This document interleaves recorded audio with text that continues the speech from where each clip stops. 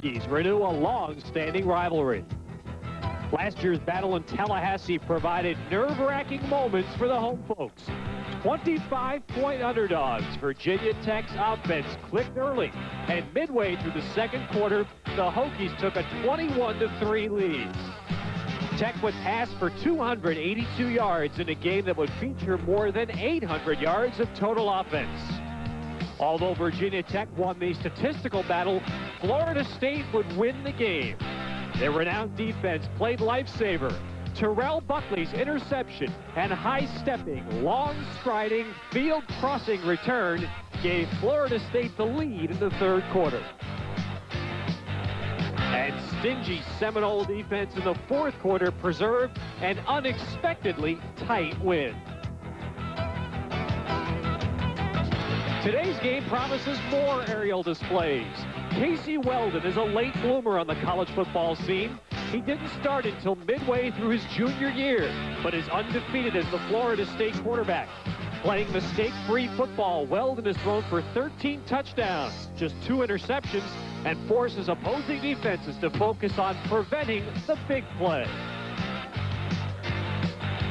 Virginia Tech's Will Fuhrer is a veteran quarterback, his 4th year as the Hokie starter and a coveted pro prospect. He'll possess virtually every Virginia Tech passing record by career's end, but he hopes his long journey in Blacksburg concludes with a winning season and bowl berth for the Hokies. The offense is shown last year, but each team has confidence in its defense. Florida State sophomore linebacker Marvin Jones already draws raves as college football's best linebacker, while Virginia Tech's aggressive defensive front is anchored by junior Jerome Preston. But the Hokies' task today is difficult as they try to derail the Seminole Express as #1 Florida State pulls into Orlando coming up next.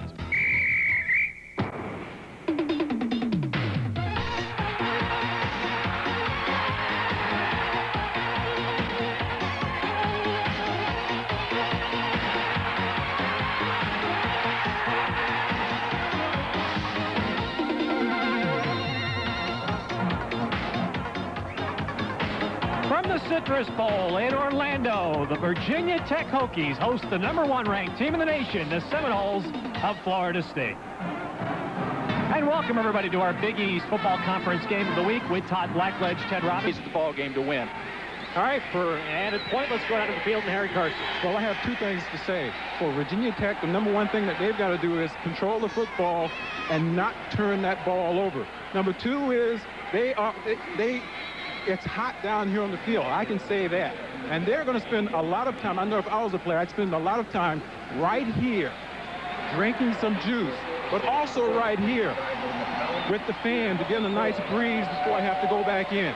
Back up to you guys in your nice, cool, air-conditioned booth. Yeah, but we're wearing ties, Harry. The sun's not out right now, Harry. It should be nice down there. All right, Virginia Tech wearing the maroon will be kicking off with Brian Reeves doing the kicking. And there is actually, compared to last week's game in Miami, this is fall-like with a nice day, 78 degrees and relatively decent humidity. But it may be a test of conditioning as the day wears along. Marquette Smith, highly heralded freshman on the left of your picture for Florida State. Tiger McMillan is on the right. They are back to receive the kickoff. The last time that Virginia Tech beat Florida State, 1975. 8 straight wins for the Seminoles. What's interesting about this series, too, Teddy, is that outside of University of Miami and University of Florida, this is the oldest rivalry that Florida State has with any opponent. And we're underway in Orlando, and here's a high and very short kick, and it is out of bounds up near the 20-yard line. So Florida State will have an option here as you look at quarterback Casey Weldon, undefeated as the Seminole starter. Todd, the touchdown to interception ratio is superb. It certainly is. I mean, he's a hot quarterback. All the coaches for Virginia Tech told us yesterday, said the guy is just hot. I mean, he's hot, and the team is hot. He's undefeated as a starter. And, you know, it's amazing because this guy, a year ago at this point, he was really questioning whether his career was ever going to take off. Untouched by the kicking Now all of a team. sudden he's the front runner for the Heisman Trophy. Team will take the ball at It's 35-yard a quick line. walk, 30 yards a short away distance the from the kick. penthouse to the outhouse and vice versa. And Weldon will be surrounded by a bevy of talented running backs and receivers today. Bobby Bowden will play 2 teams, he says, just in the first quarter. But he starts off with Edgar Bennett as the fullback, and Amp Lee is the tailback. Receivers split each way. And first down, Weldon to throw. And that one is caught and held by Shannon Baker. Great fingertip grab on the very first play in Virginia Tech territory. They've got to get some pressure on Weldon. He got excellent protection, and one thing he's doing, he stays in there and holds the ball to the last second. P.J. Preston with some good pressure late, but he had plenty enough time to make that throw downfield. They've got to get to him a little bit quicker. Preston came from a long way away from that time. He was actually walked out over the wide receiver before the play started. The junior Shannon Baker made a fine grab and held on as he got helmeted by John Granby. 17 yards on that play, and here's a quick hit to Lee. And Lee is wrapped up by P.J. Preston, brought down for Tech. The Florida State offensive line, Mike Morris is the man on that line that Bobby Bowden says probably has been our best college football lineman over his career. Robert Stevenson, the strong tackle, also strong. And again, you'll see the skill position people shuffling in and out with Lee as their top runner, and Shannon Baker is amongst their leading pass catchers. Play fake by Weldon down the sideline for Bennett, and it's just through his hands at the 20 with P.J. Preston on the coverage. The great receivers out of that Florida State backfield. And here's this Virginia Tech unusual defensive alignment. 8 men up front. Preston and Campbell, the tackles, are their leading tacklers. P.J. Preston does a fine job in the linebacking core. The 3 defensive backs keyed by Damian Russell. But talk about that defense, Todd, and what is its key to success? Well, quite simply, it's an 8-man front. You have 8 men around the line of scrimmage. Normally, it's a high blitz package, which will mean a lot of man-to-man coverage with the corners. But they traditionally have not blitzed Florida State as much, but they turn around and they fooled them. And it's John Granby on the safety blitz, blindsided Weldon on 3rd down, and the sack by Florida State loses 10. They hoped to confuse Weldon. They really did. This was a corner blitz, a little bit different, and Weldon did not see it. They didn't want to blitz too much from the outside because Florida State does a great job of sight adjust, and he does a great job as a quarterback of picking up blitzes from the outside. But that was a corner blitz, came from a little wider and fooled Weldon. Scott Player does the punting for the Seminoles. And this is Bo Campbell for Virginia Tech. And look at that great coverage. The Seminoles speed swamps Campbell, brings him down at his own 17-yard line. But the Virginia Tech defense has a good first series, and the Hokies will have the ball when we come back after these messages. Time they brought John Granby, bottom of your left hand of your screen. He's a cornerback, and Weldon never saw him. A good gamble by the Virginia Tech defense. They told us, defensive coordinator Mike Clark said yesterday, we're going to blitz more with our inside backers. He didn't tell me about the corner blitz. That may be his best call of the day. That's why, Tom. That's why. Keep Casey Weldon and Florida State off balance as well. So now the Hokies put the ball in play from their own 17-yard line with senior left-handed thrower Will Fuhrer at quarterback. And a play fake. And the pass out to Bo Campbell. But it is going to be tough outside against Florida State with their great speed. Big number for Fuhrer, the interceptions. He's had interception problems throughout his career. Well, he has. In 10, he only threw 11 all of last year, and he's got 10 now. But last week, he played a very solid, consistent game. No interceptions, moved the football. He should be at the peak of his confidence level this week. It's now to Tony Kennedy, and he is wrapped up on 2nd down and 8. Kennedy goes nowhere. And the good linebackers for Florida State, led by 55, Marvin Jones on the hip. The best of offensive linemen for Virginia Tech is Eugene Chung. They say he has a good chance to be a first-round NFL pick. Now the Hokies go with no huddle on 3rd down and 8. And Fuhrer is going to scramble and be hit down shy by Kurt Carruthers in the Florida State linebacking core. So Florida State trying to operate quickly. Does not get a first down, but now we have a play stoppage. I'm not sure why, but apparently no flags were thrown, and it will be 4th down and 5 at the 22. Little strategy move a la Cincinnati Bengals, a la Boomer Esiason there, going with the no-hit huddle to prevent Florida State from bringing their nickel defensive package on the field. Fuhrer had good protection, but there was also good coverage downfield. Jack Wiltshire does the punting for Virginia Tech, and Terrell Buckley is the single safety. He'll catch this near midfield. And if Buckley turns that low, he couldn't turn the corner. And a nice tackle by Virginia Tech's Marcus McClung, 37, in the open field. Stop Buckley from turning. Right there, one of the keys of the game. Pursuit angles. Terrell Buckley's one of the fastest guys on the team, runs a 4.3. Offside. Receiving team. Ooh, that's interesting because it was 4th down and 5. Now, this will probably necessitate them bringing the ball back and measuring if the penalty markup would give Virginia Tech first down. I'm sure Frank Beamer would love to have his offense with another opportunity back on the field. Frank Beamer getting a chance to coach at his alma mater in his 5th year, and last year the Hokies finished up strong, beating Virginia, almost upset Georgia Tech, went up 6-5. You can see the signal from the players to the Tech sideline that they will be short if they take the penalty. It still is a difficult decision because the kick was not a great kick, but they had good coverage. And Buckley, as we said at the top of the show, he's an explosive player. He can break a long return on you. So now you make the decision, do you want to kick it to him again, give him another opportunity? That looks like that is what Virginia Tech is going to do. Yes, they take the penalty, and they are still shy, though. It's now 4th down and a half yard. So Buckley drops back again, and sophomore Jack Wiltshire averaging 38.5 a game. This is a high punt, the better punt. Buckley has to take a fair catch. Shad drops it. And let's see, Tech says they have it. A flag is also down, and it's Virginia Tech football.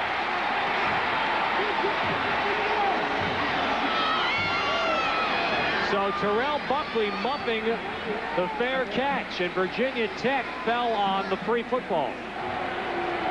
5 yards. Fair catch interference. Non-contact foul against the kicking team. Spot foul. 5 yard penalty. That is a big call, and I think it's a bad call. I really do, Teddy, because Terrell Buckley, he had to run up for that football, and Virginia Tech had no sense of where that ball was at. Well, hopefully we'll get a look at this, but we talked about Virginia Tech needing to make a big play on their special teams, and this was it right here. He had plenty of room to catch that football. I think that's a bad call by the officials. Yep. And that's a turnover that Virginia Tech needed to create in their kicking game, and it's nullified. So instead of the turnover, because of the fair catch interference penalty, Florida State keeps the football, and they get it at the 43-yard line. It actually even looked like the Virginia Tech man tried to get out of the way because the ball was actually coming back towards the Virginia Tech side of the field, and Buckley had to run up to try to make the catch, but it looked like he had plenty of opportunity to make that catch. Well, instead the Seminoles keep it at their own 43 with a first down. Casey Weldon, another play fake to Lee, keeps the backs to block for a moment. Now his pass tipped up in the air and intercepted. And this time there are no flags, and Virginia Tech's Tyrone Drakeford comes up with the interception. Well, I think justice has been served here because they deserved the turnover on the play before. We've got a penalty flag down. It looks like it may be holding against Florida State. Weldon's just going to go sprint, draw, play action. That's the basic play in their pass package. During the run, he throws in a crowd. Be a 10-yard penalty, first down, Virginia Tech. Well, actually, it's a holding penalty, but it's during the run back, of which there really wasn't one. But somehow Virginia Tech whistled for holding, and that will, they'll keep the football, but they'll move back 10. Brian Williams, backup linebacker, inside linebacker, number 46. The redshirt senior was very good in pass coverage. He got underneath the route and caused the deflection. The ball was then picked off by Drakeford, but that was a great job by number 46, Brian Williams, running on underneath coverage under the intended receiver. So the first interception is thrown by Weldon. And that's a shock because it is just the third that he's thrown all year. And now Fuhrer puts it in play with Phil Bryant, the fullback, Tony Kennedy, the tailback. And receivers split each way. Fuhrer back, has a man, no. And here comes the flag. They come flying in as Steve Sanders got belted, and the officials will say he got belted by Buckley before the ball got there. Buckley is a great man-to-man cover guy. He made a great interception on Kadri Ismail last week, leaping over the defender. This time a little bit late getting there, and he definitely creates contact with Sanders. Part of that is the fact that Sanders is only 5'8" and 165 pounds. It doesn't take much to put him towards the ground. For Virginia Tech, Bryant and Kennedy, the tailbacks. Marcus Michael, starting flanker, out with an injury today. Steve Sanders is replacing him. So first down Tech at their own 42. No score early first quarter in Orlando.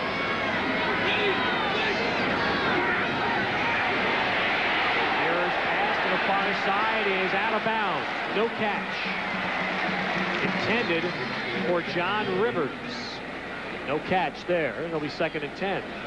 The Florida State defensive front, well, Bobby Bowden will tell you, we really don't have any dominating people up there. Henry Ostaszewski may be the best performer over time, but those inside backers, Marvin Jones and Kirk Carruthers, are outstanding.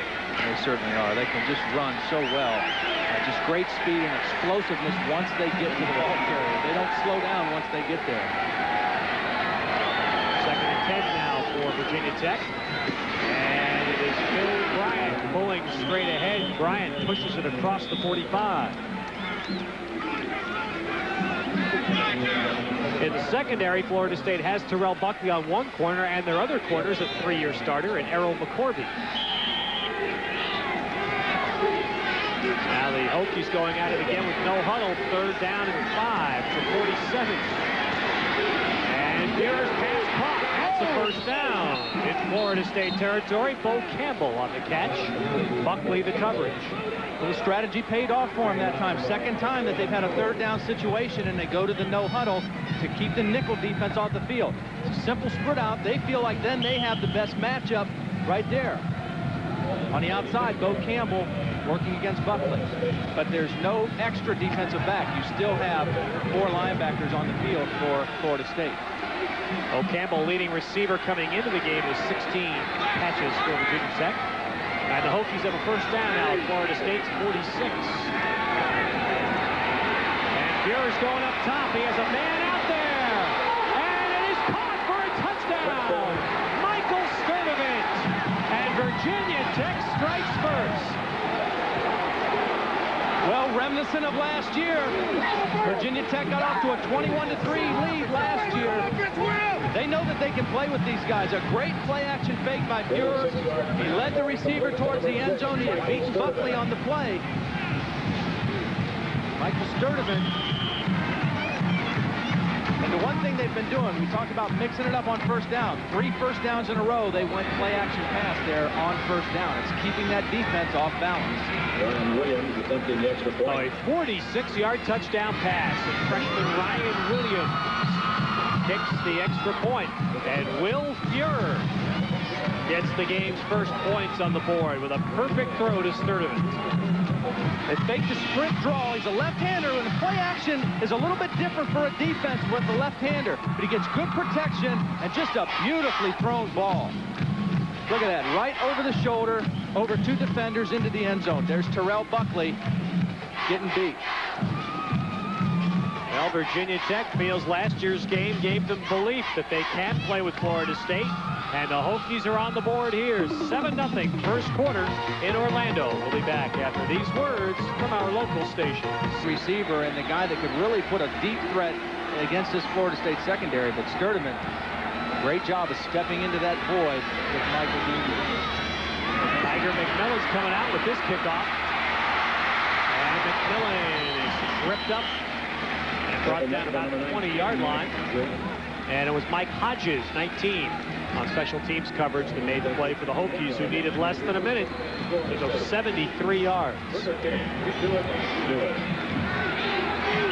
Well, early on here, Todd, we've seen Florida State make 2 mistakes in the first 5 minutes of play. We talked at the top of the show how important it would be to stay focused. We've already seen an interception by Weldon and a fumbled punt by Buckley. It's a difficult thing to do to play week after week at your top level. Lee running.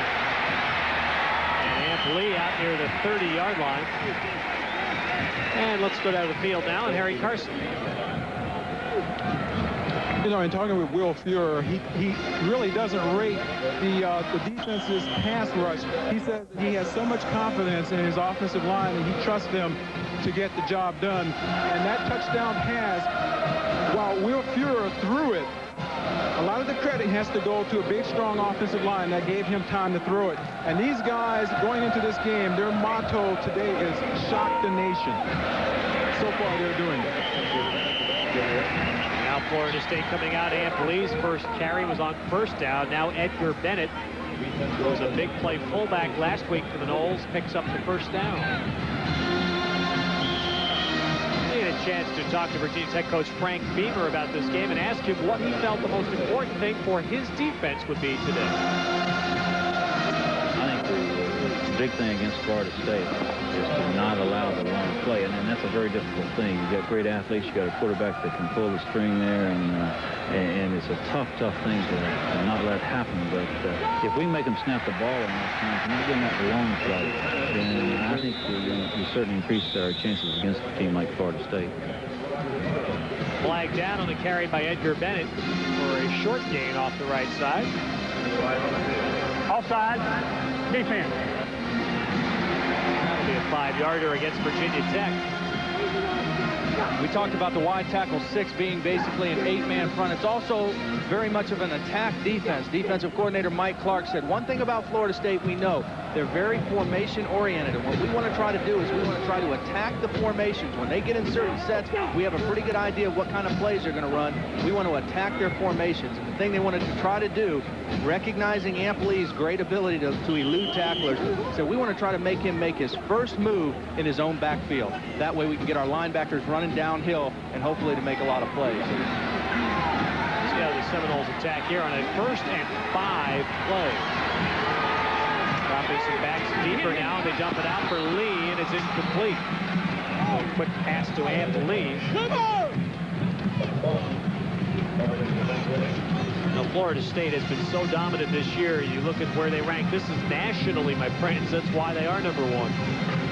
Well, the biggest key there is the resurgence of Florida State defense. Bobby Bowden said, hey, I know we can't win any national championships just by outscoring people. And they've really done a great job this year playing defensive football.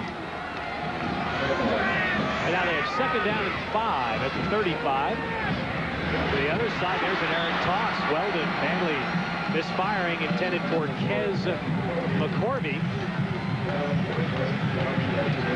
And it will now be 3rd down. They have an incorrect down up on the scoreboard. The Florida State players got confused. The punt team started running out of the field. Again, just an indication of a lack of focus. But they have been excellent on 3rd down this year. And one of the reasons that they've been successful on 3rd down is they have the ability to mix both the run and the pass in that usually a predominant pass situation. Edgar Bennett coming out of the backfield, a key guy on 3rd down.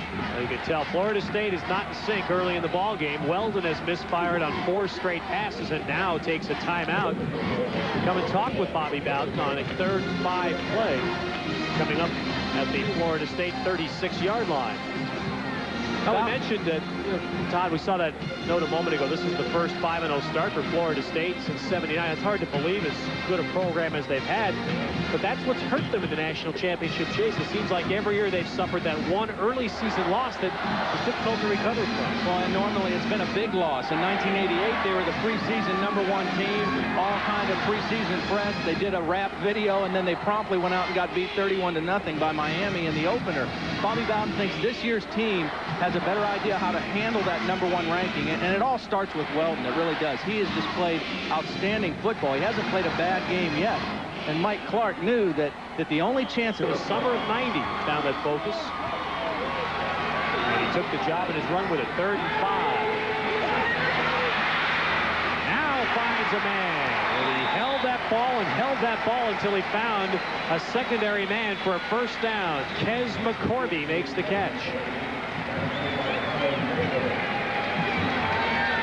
Kes McCorvey running a curl route, and really he was not the intended receiver. He was a secondary receiver. He sees Weldon's in trouble, and he works his way back to the football. Keeps coming back to the football, shortening the distance of the throw. It's a smart move by Kes McCorvey. You see freshmen play for Florida State. It's almost always a redshirt freshman. And a lot of them are making contributions this year. Amp Lee. Look at the leg drive and how many maroon shirts it takes to finally stop Lee. Now, you used the phrase, Todd, earlier. I hear so many football people say about Amp Lee. So he makes people miss. Explain that to me. Well, he just is an elusive runner. His hips and shoulders are always moving. He has extremely quick feet, and he's just deceiving. He's deceivingly fast and strong. Right here, that's strength going for extra yardage. You know, he had safeties from the Michigan Wolverine team just sprawled out all over the field with his running ability. It's a unique style, and if you've not played against a guy like that, he can cause you a lot of fits. He gained 8 on that play. Lee has now carried the ball only twice in the game at 17 yards. And he gets another carry here, and Lee is for a 1st down to the Virginia Tech 30.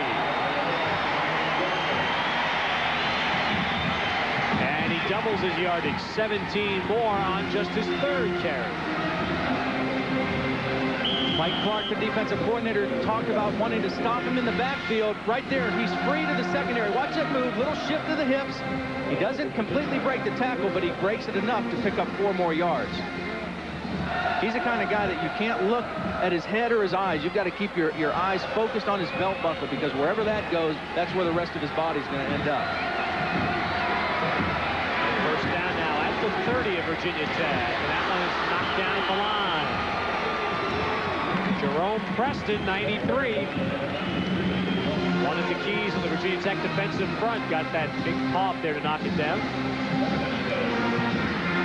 Jerome Preston has played very well this year. He's leading the team with 34 tackles and 2 sacks, and his cousin P.J. Preston out on the outside linebacker position has really become a big play guy this year. The two really love playing on the same team. It's just been a great thrill for both of them. 7-0 Virginia Tech, 6:53 to play 1st quarter. And Florida State with it, 2nd and 10 at the Virginia Tech 30. A blitz coming, and Weldon gets rid of it, and that'll be grounding. Weldon made a mistake there. He threw the ball. He was trying to throw it to Edgar Bennett, but he was going down, and it wound up hitting his offensive lineman, Kevin Mancini. That was exactly what Mike Clark, the coordinator, told us that they were going to try to do. They said Weldon is too good picking up outside blitzes. You could see him on the line of scrimmage pointing to where the blitz read would be on the outside, but they brought an inside blitz. Offhand. They brought an inside blitz, and they felt that they had a good matchup bringing their inside linebackers. They didn't think Lee and Bennett were great blockers in pass protection. Right here, here's Pendleton coming free. Creates pressure on Weldon, and again, they fooled him. They changed up. They showed an outside blitz, then they brought the inside backers, which forced Florida State to block them with their tailbacks and not linebackers, or not linemen, rather. Boy, what a critical penalty. That's, of course, the loss of down and yardage, and the ball back now to the 48-yard line. And they need 28 yards for the 1st down.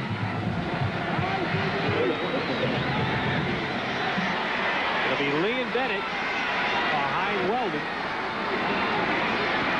Sends the backs out, dumps to Lee. Lee trying to get to the near side, but he's hemmed in, and the Hokies stop him. And they'll stop Florida State well short of a field goal try. Well, the grounding penalty really hurt Florida State. Not just the down loss, but the yardage loss. That play right there, we talked about the importance of pursuit angles. They're good tacklers on this Virginia Tech defense, but it doesn't matter how good you can tackle if you don't get in the right place at the right time. That time, Lee, coming across the field, broke a couple tackles, but there was great pursuit by the Virginia Tech defense. So at the Virginia Tech 44, Scott Player will punt. Bo Campbell is back. And the Seminoles had a first down at the Virginia Tech 30, but they were stopped. Oh, big rush on, and they came close to getting a hand on that punt that Campbell let sail in the end zone. So Virginia Tech will put it in play from their 20-yard line. Something to watch today, Virginia Tech. Good special teams, good kick blocking team. Will Fuhrer, touchdown pass on his last scrimmage play to Michael Sturdivant at 46 yards. This time gives to Vaughn Hebron, who makes his first appearance. And a junior from Baltimore who was the most explosive runner Virginia Tech has, hobbled with an ankle injury. And a flag down on the play. We have a split crew of officials today. Sometimes you wonder if that doesn't lead to more flags than not, split between Eastern officials and the ACC. Dead ball, unsportsmanlike, defensive team, 15-yard penalty, first down. That kind of penalty right there is a direct result of a lack of concentration and discipline, and something that Bobby Bowden has to be very disappointed with at this point.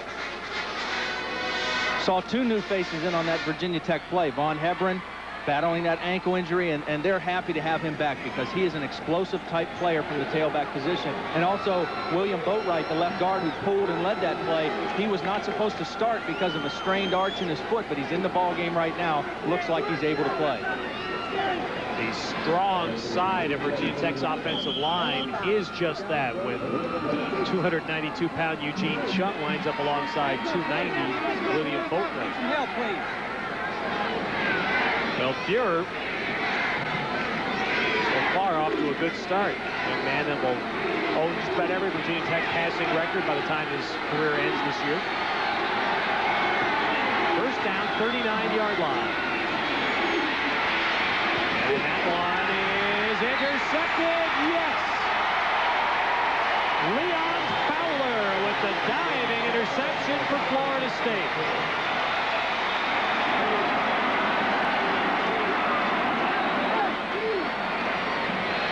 But again, a flag is down.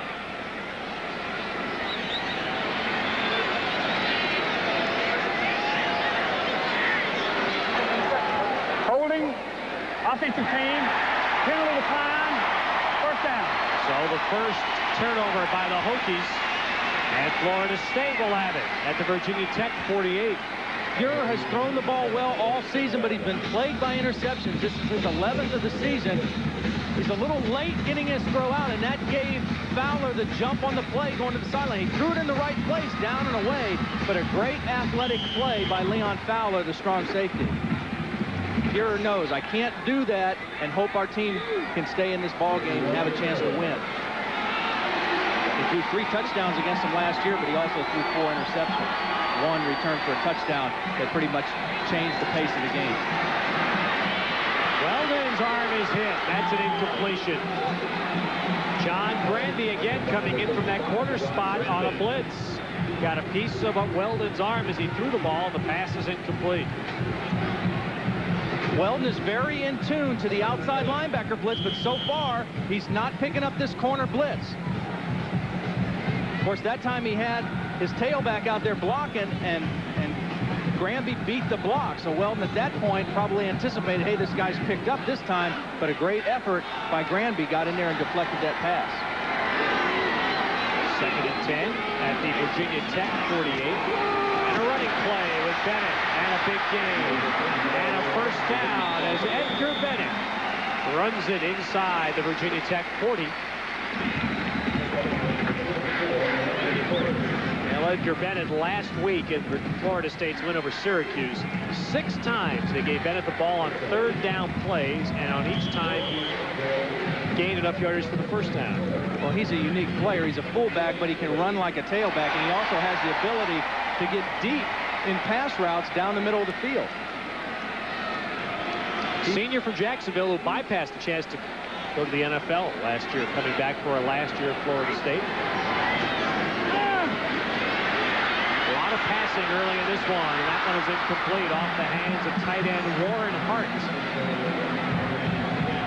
Weldon made a nice decision on that play. It was zone coverage. They dropped 8 people in coverage, and he did a nice job dropping it down to his tight end, but he couldn't hold on to it. And the tight end has really become a bigger part of this Florida State offense. In the last 3 years, the tight end has only caught 7 touchdowns total. This year, Hart and Lonnie Johnson, the 2 tight ends, have combined for 7 already in 5 ball games. And Weldon is doing a great job spreading that ball around to different receivers. Bobby Bowden says, I've given him more free reign than any quarterback I've ever had here, and he's making good decisions.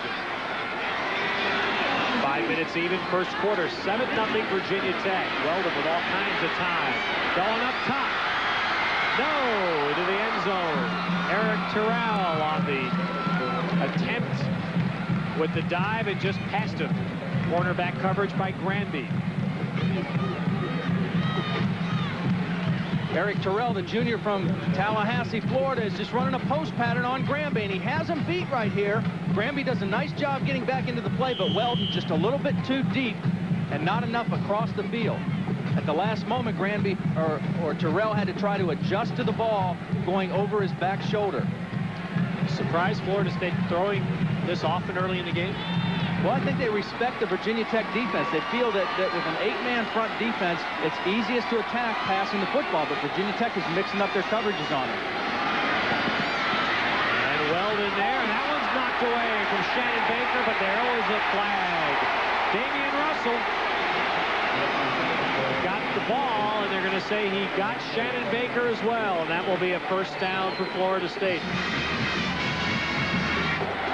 Pass interference. Damian Russell is one of the best defensive backs in the country. He's a Third Award candidate. Right here, Baker comes in, and Russell does make contact before the ball gets there.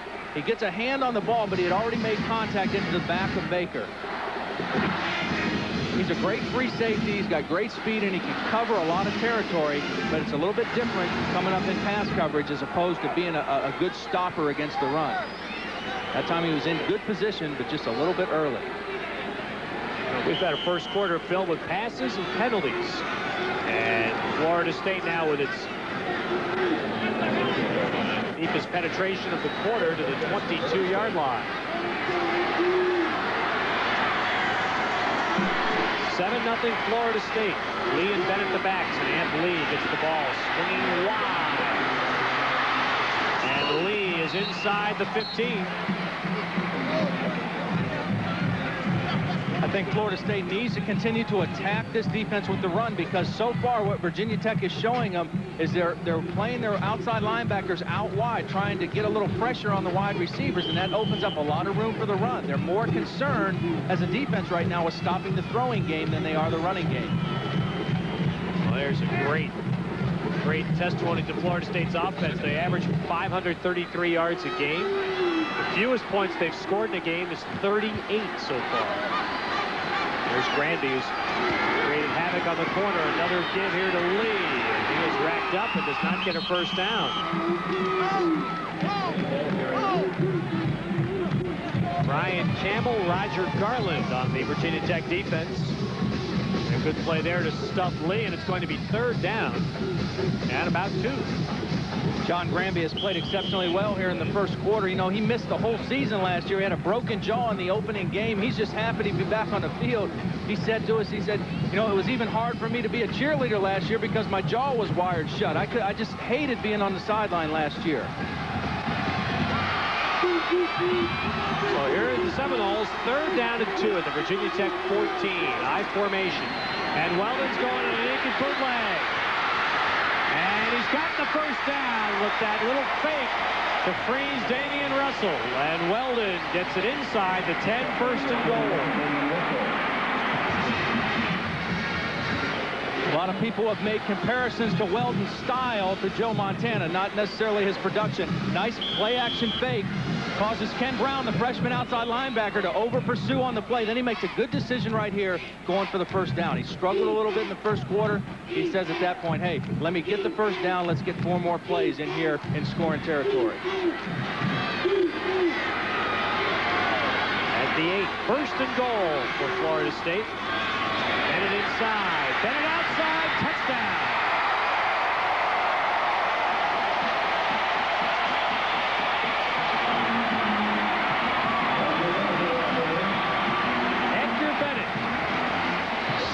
touchdown of the year.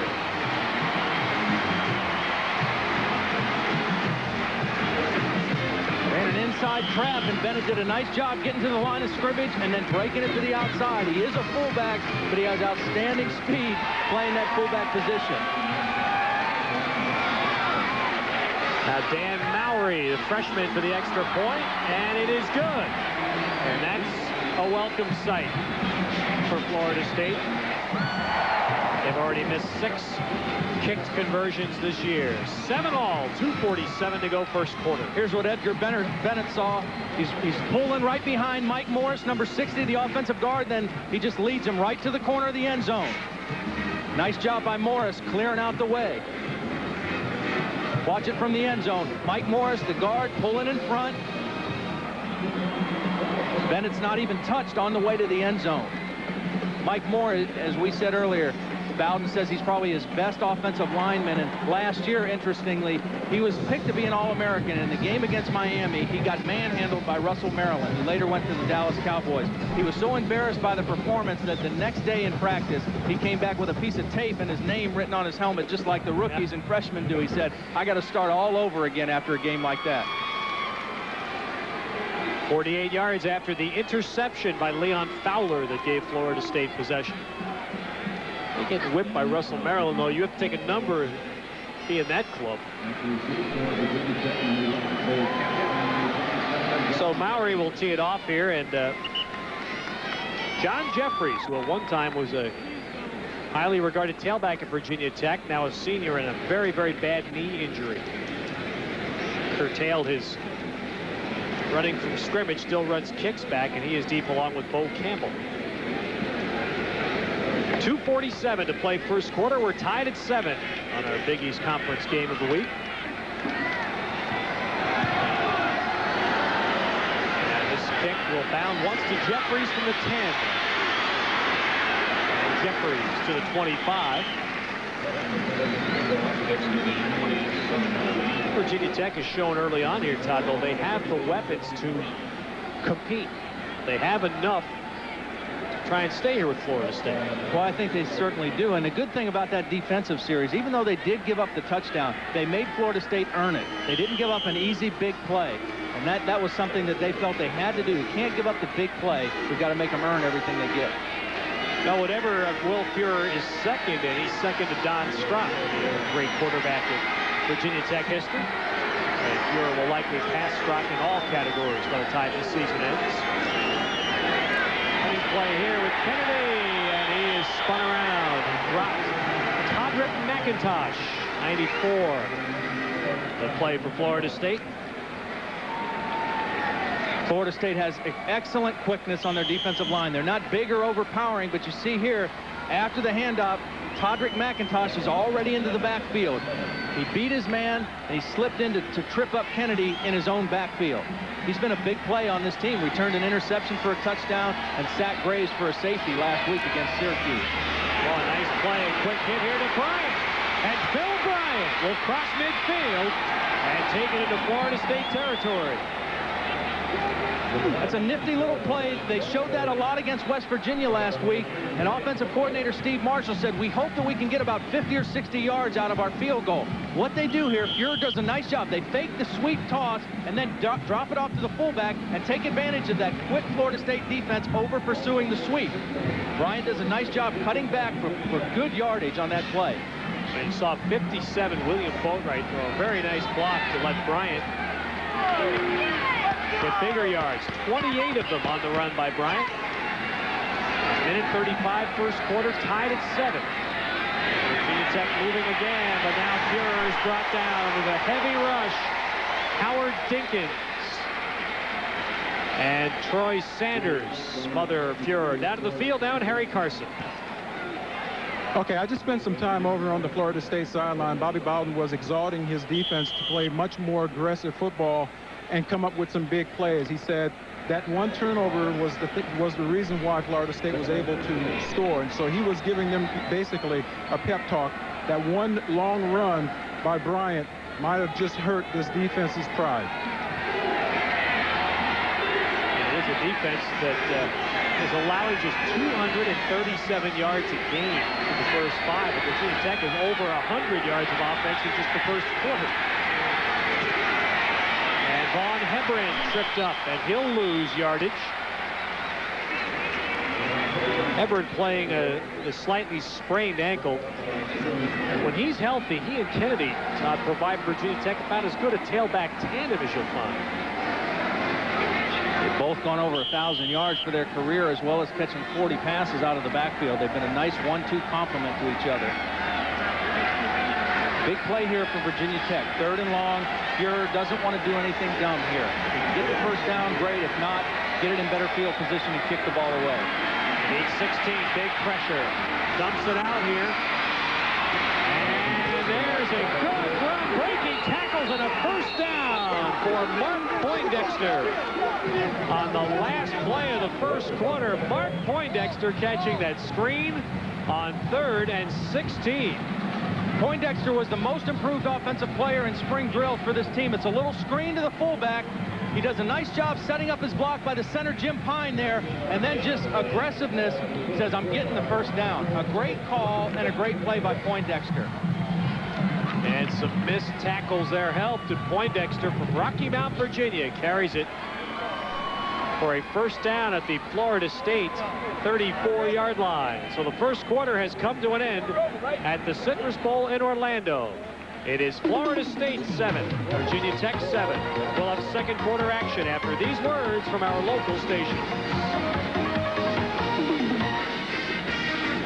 2, hokey, hokey, hokey, high, tech, tech, BPI, Solar Rock, Polytech, Virginia, Ray Rock, BPI, team.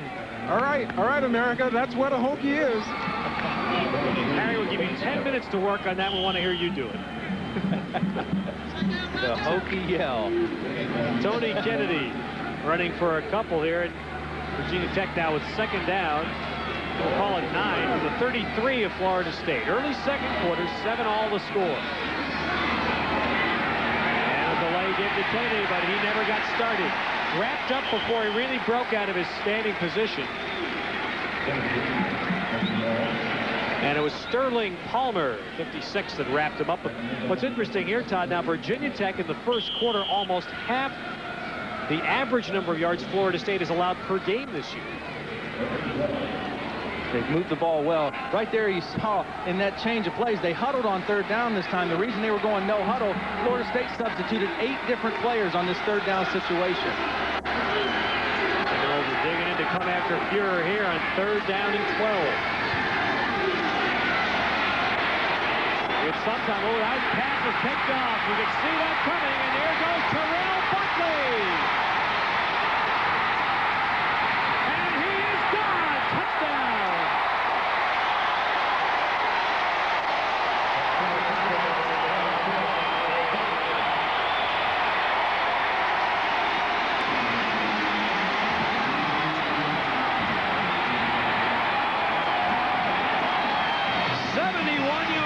And Buckley has done it again. His 4th interception run back in his career for a touchdown. Fuhrer got great pressure that time. 94, Todrick McIntosh, a big play defensive lineman. He's late getting his throw, and it's behind the receiver, Sanders. Buckley, the guesser, the gambler, guessed right on that one, stepped in front for the interception. He's becoming Will Fuhrer's nightmare as a pass defender. And the nightmare for Florida State has been their placement kicking. Dan Mowry barely got that extra point across. But Florida State with a big defensive play as the second quarter lead. We're back after these messages. State the lead as Dan Mowry will kick off. Again to John Jeffries and Bo Campbell. They're the deep man for Virginia Tech. And this will be fielded by Jeffries to the 12-yard line. Doesn't go far, just across the 20 before being brought down. Well, Buckley last year won the game for Florida State against Virginia Tech with an interception return. Here's another great one, Todd. Great run by Buckley. Sure, he's dangerous when he gets the ball in the open field, and that goes with being a great punt returner as well. He guessed right. He came up for the interception on the inside. The ball was a little bit behind, and then when he gets the ball like this, it's just like a punt return for him. You know, the Florida State defense is not an overpowering defense, but they are opportunistic. They scored 2 touchdowns in the win over Michigan, and it was Buckley, this same guy, who got that started with a 40-yard touchdown return of an interception. 14-7 now, Florida State, and Fuhrer puts it in play. Getting to Vaughn Hebron. Not too much there. What was interesting about watching Buckley, he seemed to be very savvy. He kind of muscled Sanders out of the way on that pass without being called for interference. Bobby Bowden told us yesterday, he said Buckley is just probably the best instinctive quarterback that he's had. He said Deion had great speed, and he could do just about anything he wanted. They had another great corner, Leroy Butler, who was very sound fundamentally and good technique guy. He says Buckley, he's kind of right in between those guys, but he has great instincts, takes some chances, and makes them pay off. 2nd down and 7. Fuhrer back to the air after 2 interceptions, and he's complete to Hebron, but that is shy of a 1st down. What Will Fuhrer has to do right now is just regroup. It's just like a pitcher who gave up a home run in baseball. He's got to say, hey, I threw 2 interceptions. They both led to scores right now for Florida State, but we still can be in this football game if I play my game. And he's just got to shake that off, and he's got the maturity to do it. He's been playing for 4 years. He's an older guy, and he needs to just show that maturity right now. 3rd down and 3 now, 31-yard line.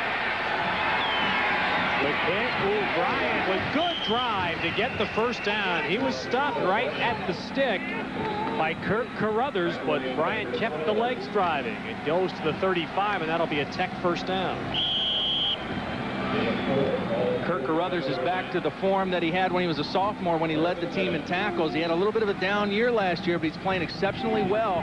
Had 19 tackles against Michigan up in his home state, but that time he took Phil Bryant on head-on, and Bryant won. 14-7, Florida State the lead. Early 2nd quarter. Fuhrer lobbing it up the field, and that's an interference call, as Carruthers was tied up with Vaughn Hebron, and whether it's holding or interference, we'll see, but clearly a flag against Kirk Carruthers. Pass interference, defensive team. I'll say one thing, Florida State's defense, which has been dominant this year, Todd. 15-yard penalty, previous spot, 1st down. They're not getting any 3 and outs here. Virginia Tech has been able to get some 1st downs. They've just killed themselves by turnovers, but they do have the ability to move the ball on this defense. They got a big, strong offensive line. They protect the passer well, and they're doing some good things. They just have to protect the football, as Harry mentioned in the beginning of the show. That's been their problem all year. They've lost tough ball games to North Carolina State and Oklahoma, both undefeated teams and top-ranked teams, but turnovers have spelled defeat for them in both ball games.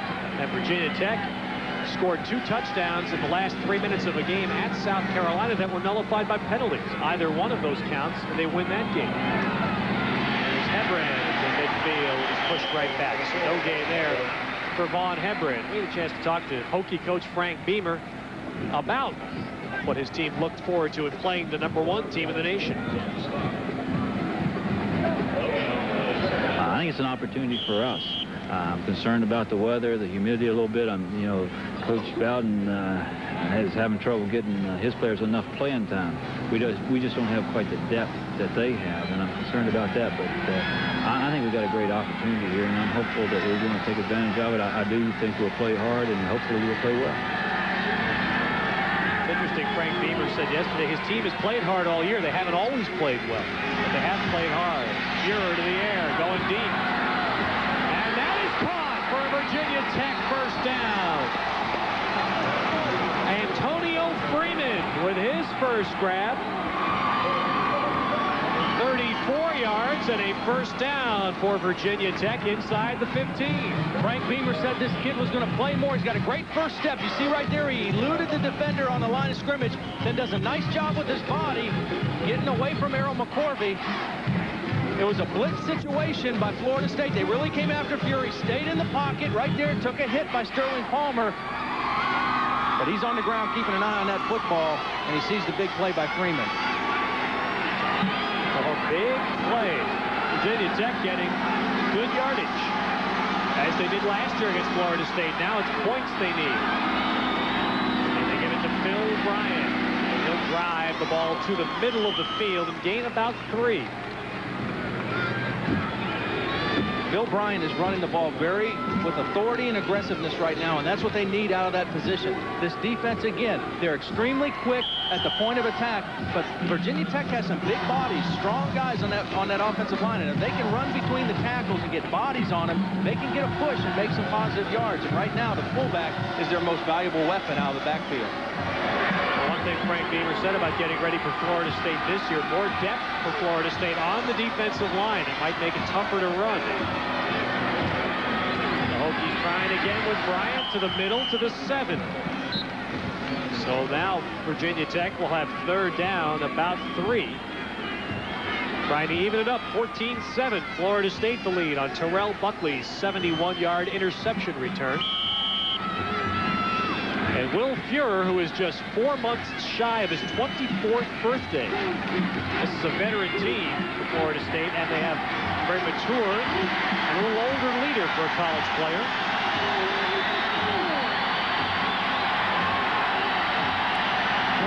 For a first down, 7 for the touchdown. Bryant, no. What did Fuhrer change there as he was talking to his lineman, Todd?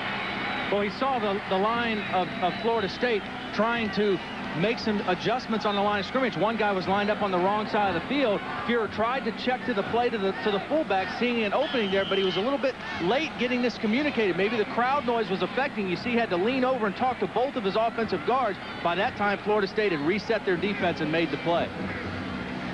And Bryant was stopped. So now on 4th down and 3, Tech will go for the field goal with redshirt freshman Ryan Williams from Suffolk, Virginia. He has kicked 1 field goal this year, a 50-yarder at Oklahoma. They run a fake, and this is a first down. Scott Freund, the holder on a fake field goal, runs for a first down. And Bobby Bowden gets a spoonful of Seminole medicine. He sure does. I mean, he's probably teared up on the inside right now, but he's got to be chuckling as well, saying those son of a guns pulled one of my plays on him. They ran the fake field goal for a touchdown against Michigan 2 weeks ago. Right here, it's a designed play. Great job by the holder. And just a gutsy call by Frank Beamer.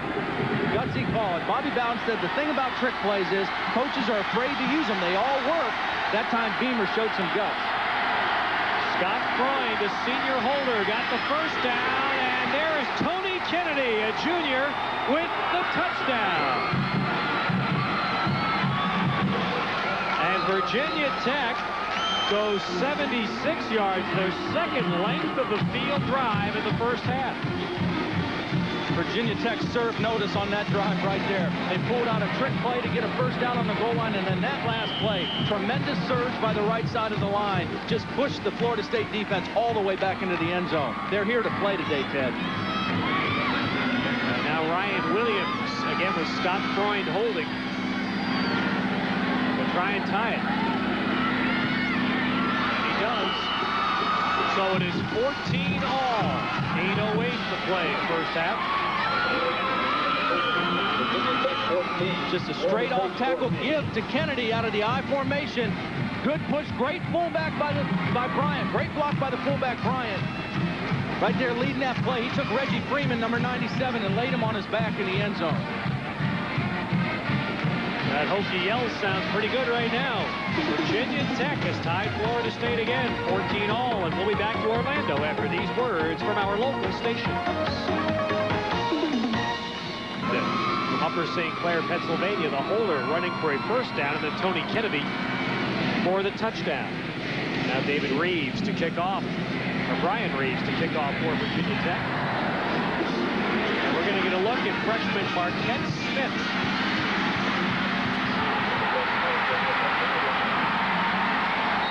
The high school offensive player of the year last year is named by USA USA Today. And a 34-yard kick return by Marquette Smith. He hasn't played much this year. He had a bicep injury, and he's just back into the lineup. But as you mentioned, Offensive Player of the Year by the USA Today. They also signed Derek Brooks, the Defensive Player of the Year, also from the state of Florida. Bobby Bowden said those are the only 2 freshmen that'll play this year. The rest, he's going to redshirt, and it was quite a recruiting class.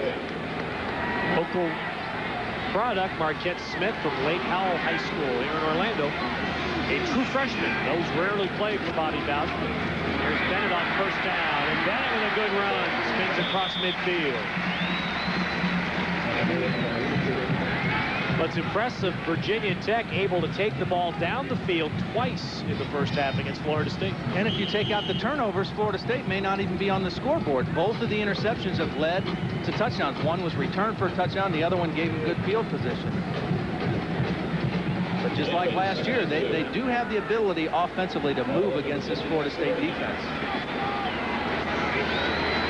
7:25 left first half, and Lee has a first down and more. And Lee run out inside the 40. First down, Florida State, down to the field, and Harry Carson. You know, Coach Bowden was a little concerned about his defensive line. He said they're not all great players, but they're good players, and they're kind of light up front. The one thing that Florida State cannot do is get into a power-type game with Virginia Tech. Virginia Tech has offensive linemen in excess of 290, 300 pounds, and all of those guys up front can bench press 400 pounds or more, as evident of the last touchdown run where the defenders were on their backs.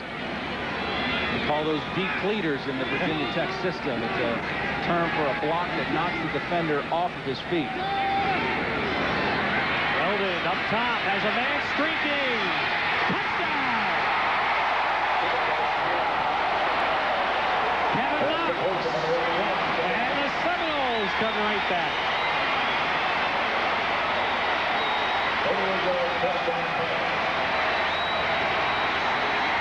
There appeared to be a little bit of a breakdown in coverage that time for Virginia Tech because Knox just ran alone down the sideline, and Damian Russell was late getting to the area of the throw.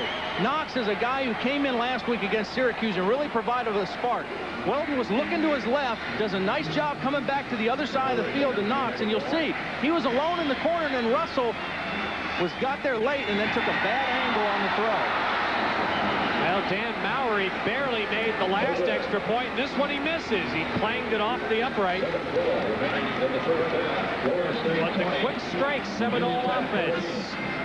Touchdown pass from Weldon to Knox, and it's Florida State 20, Virginia Tech 14. We'll be back with a lot more after these messages.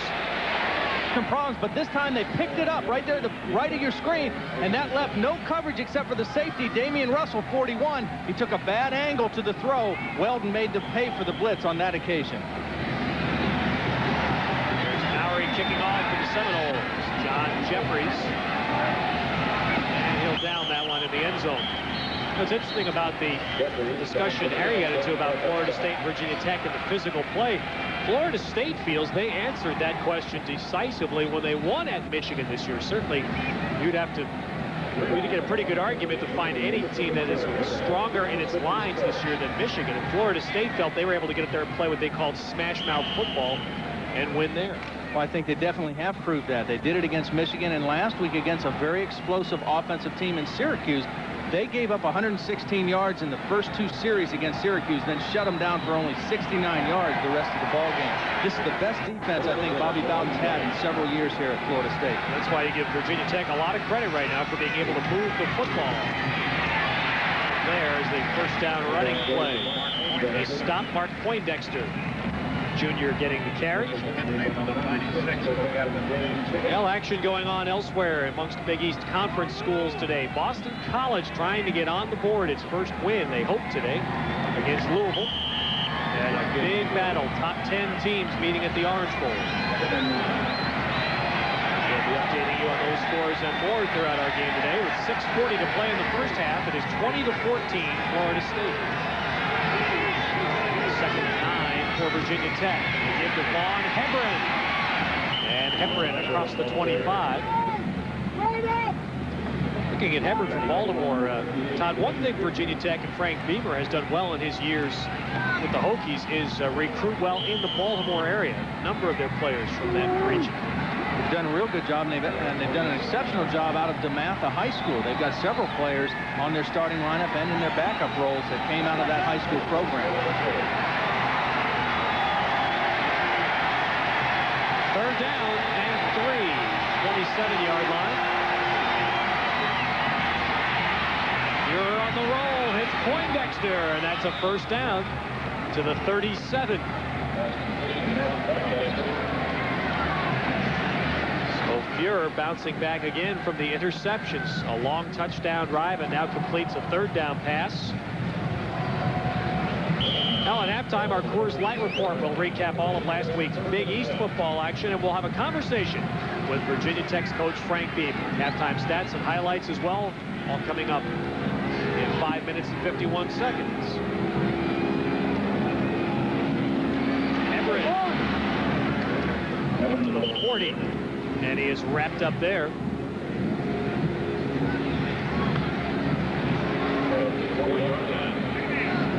Ken Alexander, he plays behind Marvin Jones in the game right now for Florida State. We have not called Marvin Jones' name all that often in the first half.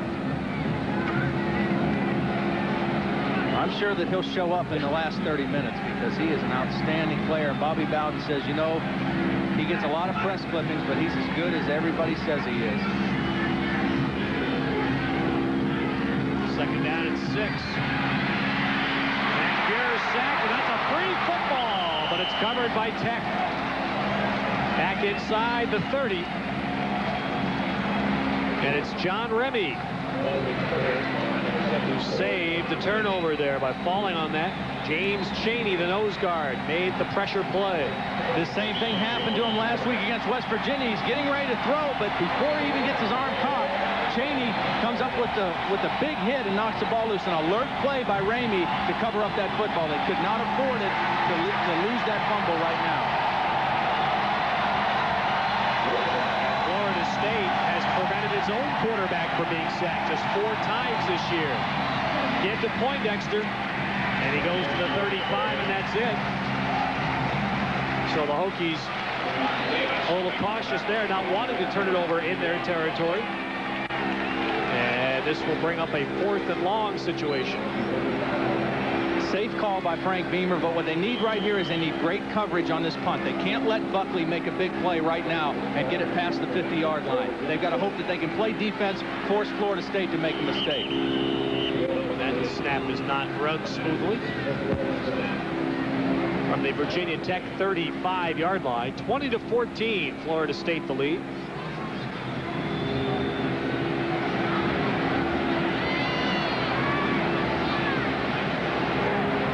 Dead ball. Ball start. Offense. 4th down. Mike Dover is the referee today. This will back the Hokies up 5.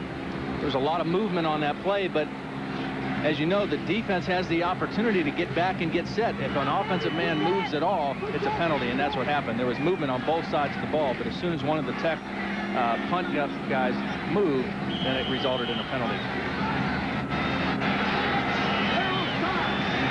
Big rush. And Wiltshire got hit, and he got rocked. Buckley with a fair catch at the 39, but the big pressure by Florida State. They made contact with punter Jack Wiltshire.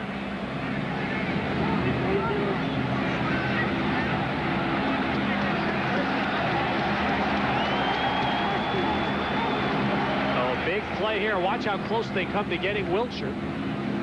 Florida State decided to go after this punt.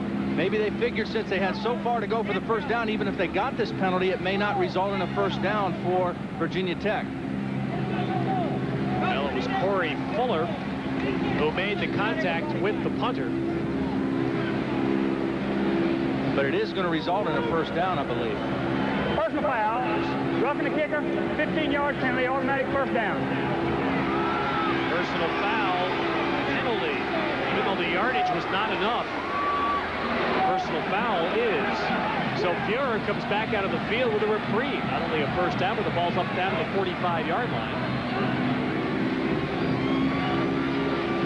3:42 2 to play in the half, so still plenty of time for Virginia Tech.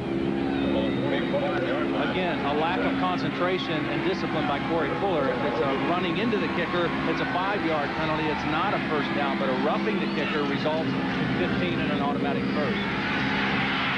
Fuhrer down the middle for Campbell, and it's overthrown. Fowler back on coverage, and Sterling Palmer put the big hit on Fuhrer, who is slow. No, he's not getting up. Will's a big kid. He's 6'3" and weighs 207 pounds, but he's gotten hit a couple times already in the first half. You see it's a little play action, and Sterling Palmer, an explosive outside linebacker, really levels him, gets a shot right in there under the rib cage as the quarterback's in a very vulnerable position right there. As he throws the ball, he leaves that whole area on his body exposed, but he's okay. He's up and running around again. He's a tough kid. But he's coming out for now, so Fuhrer will be out, and Rod Wooten, a senior from Virginia Beach, Virginia. The most important thing for Wooten right now is make sure he gets the snap. He didn't have a chance to warm up at all on the sideline. Get the snap first. That sack, a costly one. Sack with a hit on Fuhrer. Again to Tony Kennedy. And the tackle by Carruthers at midfield. Fuhrer, who's had an injury battle here at Virginia Tech, had a shoulder surgery and a knee surgery during his time here. Next week we'll be at Chestnut Hill, West Virginia, and Boston College, our Big East Conference game, live at 12 noon next Saturday. Here's 3rd and 5 at midfield. 3 men left for Virginia Tech. Rod Wooten with a little screen here to Phil Bryant. Oh, look at the great speed. A flag is down in the secondary, but marvelous speed by Howard Dinkins to run Bryant down from behind. That play looked like it would be an easy first down, and Dinkins just exploded onto the scene. He's probably the most underrated linebacker on this team. All the accolades go to Carruthers and Marvin Jones, but Dinkins is off to a great year and really is rated as maybe the top prospect on this team coming out this year. Here he comes across the field, and that's just great all-out speed. May have got his hand on the face mask there. Holding, offense, during the run, penalty decline, 4th down. All right, so a holding penalty, and that was a downfield call. So it was obviously a receiver trying to block ahead of the play for Bryant. I think it was one of the linemen. They set up the screen very well, but Dinkins, just great speed, ran behind the blocks and made the play.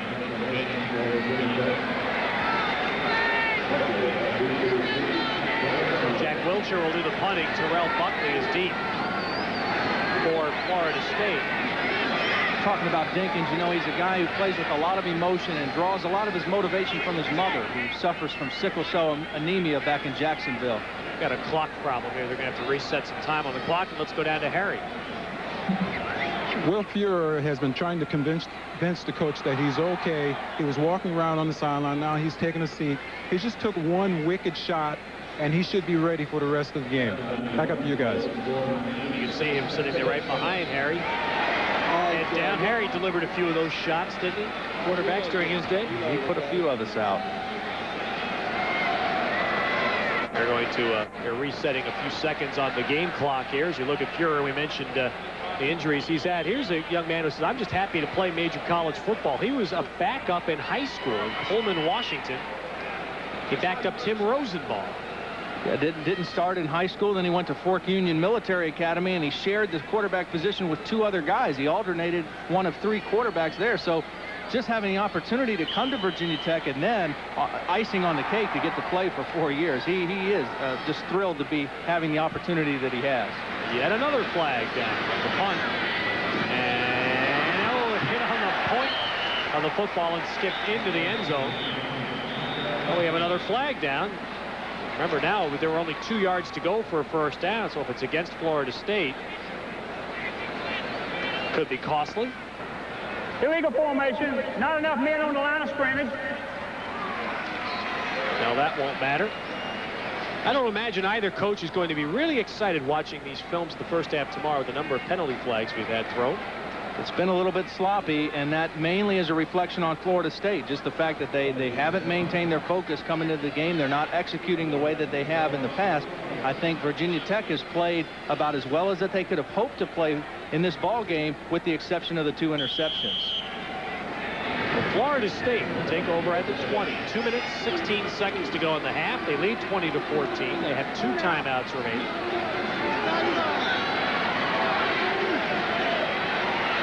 Weldon struck for a touchdown to Kevin Knox on the last possession. He's got people going out deep, including Knox again. And Knox, did he get a foot in? Yes, they're going to call that a catch. Oh, and the Virginia Tech sideline's hot. That right in front of them, and it's called a reception at the 40-yard line. Well, Frank Beamer just slid down the sideline after the official after this. It does look, that's a close call. It looked like his feet went out of bounds, but it looks like his shoulder may have hit the ground first. Tough call, and a real tough call to make right on the Virginia Tech sideline. So right at the 40-yard line, that's a first down for Florida State. At 1:57 to play in the half.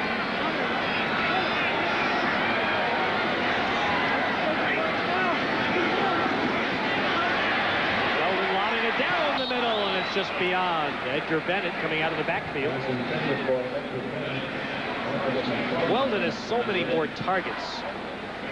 We talked about the tight ends have been incorporated into the Florida State passing game this year for the first time ever, and Bobby Bowden says he has the best pass catchers coming out of the backfield in Lee and Bennett that he's ever had as a coach.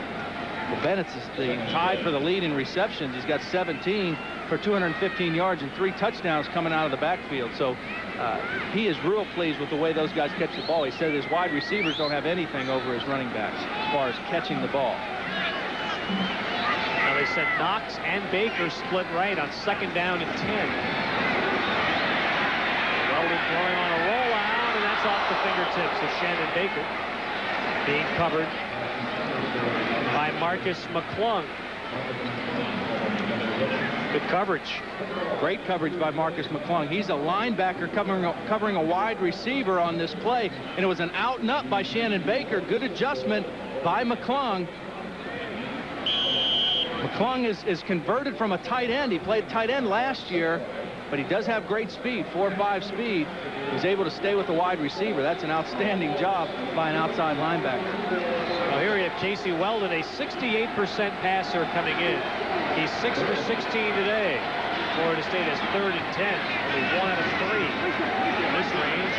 Oh, they run that screen back into the middle of the field, and it doesn't work. Shannon Baker is smothered by the Virginia Tech defense. We talked about Virginia Tech.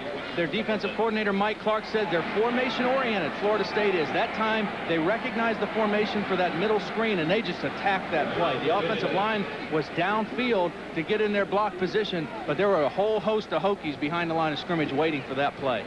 Excellent defensive call there to stop that play. And now Frank Beamer took a timeout as soon as Baker went down. Stops the clock at 1:35 in the half. The Hokies will get it back with 2 timeouts. And that's a heads-up play. Frank Beamer saying, I'm not going to be happy going off within 6. Virginia Tech has more yards in this first half. As Bobby Bowden said about last year's game, he said, Virginia Tech beat us, so we won the game. But when you won as many ball games as Bobby Bowden has, you oftentimes find ways to do that. Win games even though your team may not have the better of things statistically.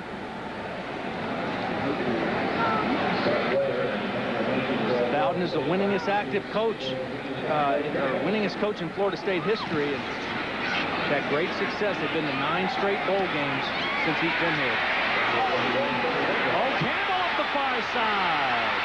And Campbell out of bounds in Florida State territory. So Virginia Tech will come out with 1:22 remaining in the half, and they'll put it in play at the 46-yard line after a good 22-yard run back by Bo Campbell. We talked about the necessity for having good special teams. They've shown that. They ran the fake field goal for a first down that set up their 2nd touchdown, and they're a good return by Bo Campbell. He had a big return last week, a 47-yarder against West Virginia. to really put them in a position to win that ball game last week. Sanders comes split right to the wide side. Freeman is put up top. And they run on first down. Poindexter straight ahead, gains very little. One thing to remember here is time will wind down in the half. Virginia Tech's place kicker Ryan Williams kicks with basically half a shoe. He has only half a right foot, lost in a childhood accident. And they say he easily can kick 60-yarders. You're rolling right, now throws it out of bounds. Florida State looking for the flag is Henry Ostaszewski. Put Fuhrer down, but Fuhrer threw that one up and out of bounds, which usually will not get you the flag. No, the crowd boos, but he's allowed to do that. There was a receiver in the area, and he wasn't doing it with a guy hanging all over him, as Weldon was earlier in the ball game. And that was a smart decision by Fuhrer. Threw a couple interceptions, and that's a smart decision. Now it's third down, but they didn't lose any yardage. It's 3rd and 8. There's Ryan Williams. Carrying for what he thinks may be a shot here. 51 seconds left in the half. And a handoff, and that's racked up for a loss. Well, that backfired. The Hokies trying to slip a running play in, but Poindexter got hit for a loss. Back to the 47. And it will now be 4th down and 11. Poindexter hadn't had much of a chance to play this year, and if he would be playing more, he probably would have had better vision on a play like that. If he would have cut to the right, he had an opening, and they might have picked up the first down, but he went to his left, right into the strength of the defense of Florida State. Now Frank Beamer's going to let the clock run down. Who knows? He may try a field goal here. Maybe a mammoth one, but just a minute, that's a new piece of headwear. I'm not sure I've seen that one before. But anyway, the Hokies stop the clock here with 8 seconds. They'll either have a chance to run a Hail Mary pass play or try the long field goal. All right, I guess they're going to punt. Well, they took a penalty is what they did. Virginia Tech took the 5-yard penalty. Instead of using a timeout, they took a delay of game. They backed themselves up 5 yards further now to the 48. Their own 48 with 8 seconds to go. They'll punt the ball. Florida State's in a safe look. Terrell Buckley's not even back to receive the kick. They're aware of any kind of trick play on this punt. And don't rough the kicker. And this one will hit downfield. And that will end the first half. Well, we had a lot of offense. We had some big plays, critical turnovers. And both teams sure will welcome the break.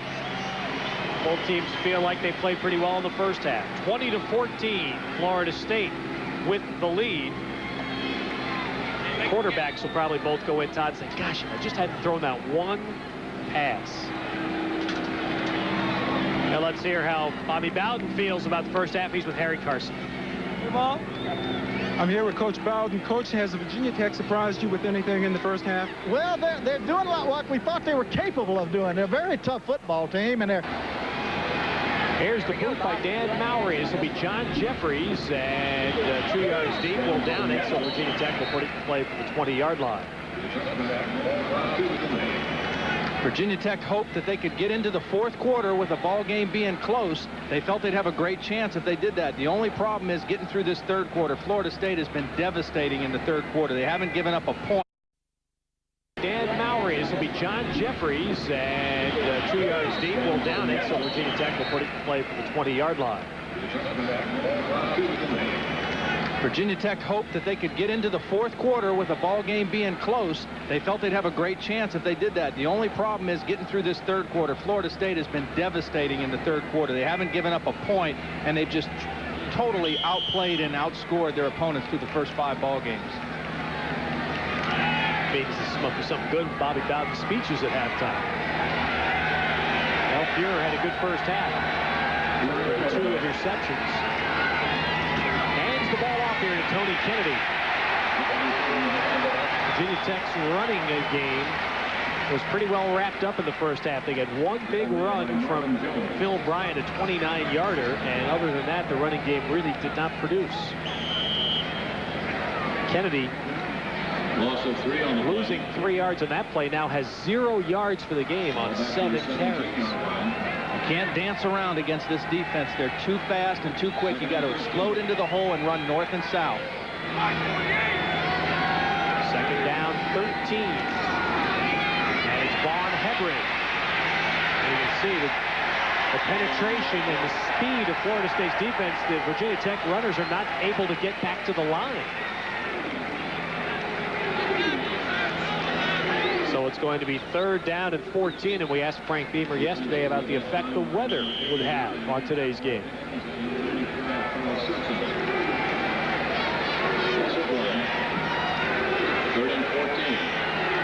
I think it's going to be tremendously important. We got to hope to get this thing, keep it close to the 4th quarter, and then have our good players in a position to be physical in the football game. And to do that, we got to play some guys that haven't played a lot. You know, it's a hot day here, it's different weather for us, and we just got to do that. And how we come out of that, if we can keep it close during that early stretch and return for a lot of people, I think that's going to be a critical thing in the outcome of the ball game. Now the defense comes out and shuts down 3 running plays for net -1 yards. Nice play there by Kirk Carruthers. Stayed home on the draw play. A couple of the other defenders were full, but he stayed right at home. Wiltshire gets the punt away. Terrell Buckley fields it. Crosses the 50. Look at the moves. Oh, he ran into his own man blocking for him. Otherwise, Buckley might have been able to break it to the near side. But Florida State will start with excellent field position on a 9-yard run back by Terrell Buckley. We played 2 minutes, 3rd quarter. Florida State leading 20-14 with the ball in Virginia Tech territory. And we'll be back after these messages. Be able to mix it up, pass and run, and they can only do that if they stay close in the ball game. And Lee, again, that elusive quality making a couple people fly by him, and he's to the 37-yard line. Tyrone Drakeford finally brought Lee down. This guy has really been a great runner for the Seminoles. You know, he carried the ball 158 times last year, scored 16 touchdowns, and never fumbled the ball 1 time. I mean, he's a sure-handed ball player, catches it well coming out of the backfield. Just an all-around great back for the last couple of years here at Florida State. And, you know, they don't have a lot of seniors amongst their skill position people. Only Weldon, the quarterback, and Bennett, the fullback, are seniors amongst the people who play substantially.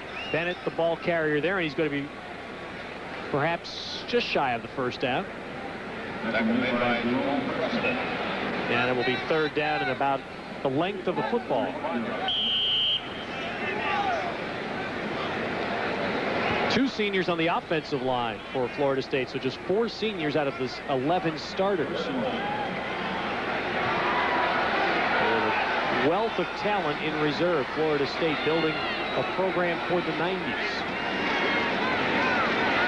Bennett got a first. Hard yards, but he picks up a 1st down. Damian Russell on the tackle.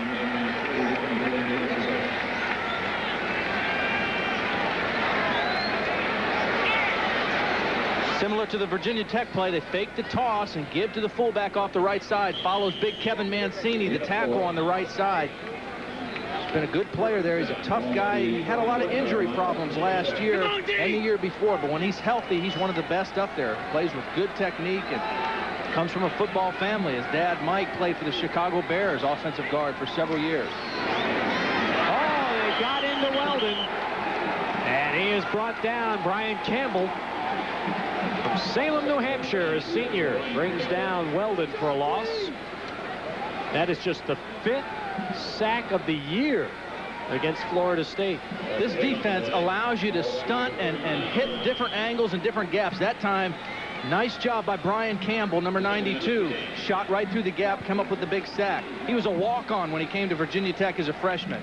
And he's just played, he started something like 27 straight games now. This will be his 28th straight start out of New Hampshire. Played the wide tackle 6 defense in high school, so he's pretty familiar with it at this point.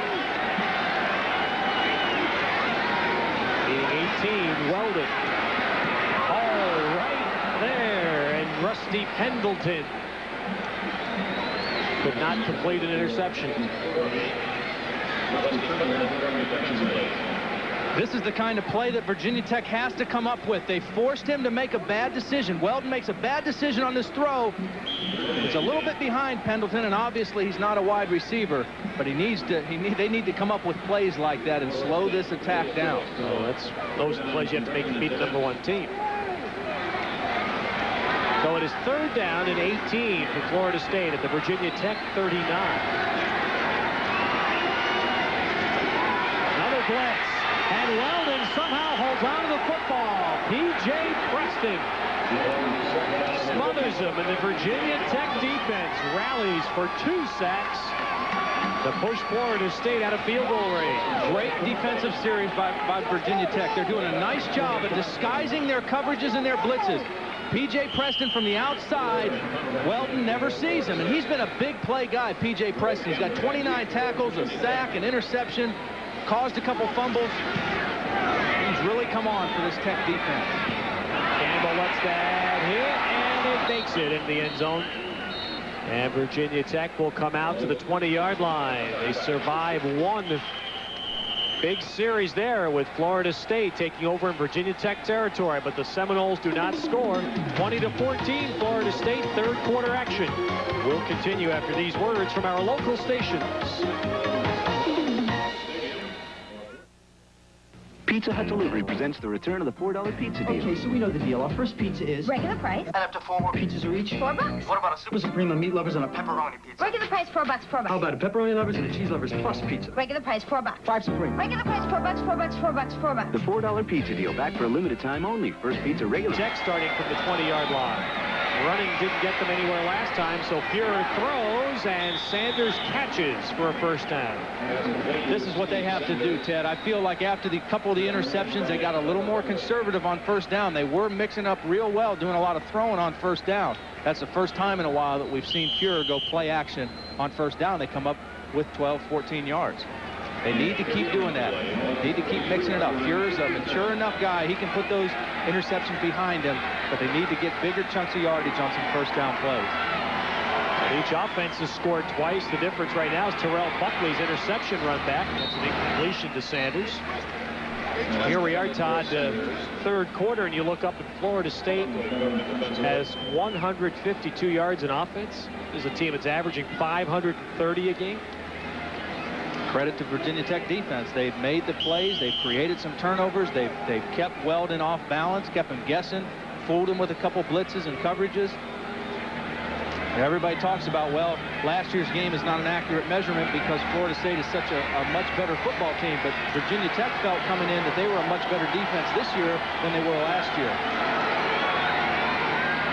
Here to the wide side. Oh, right through the hands of Sanders, and then Terrell Buckley almost came up with a gift deflection.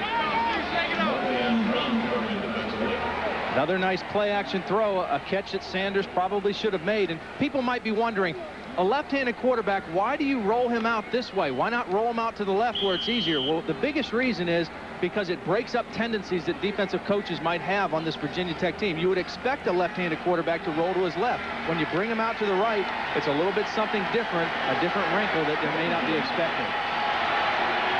3rd down 10. The Hokies from their 33.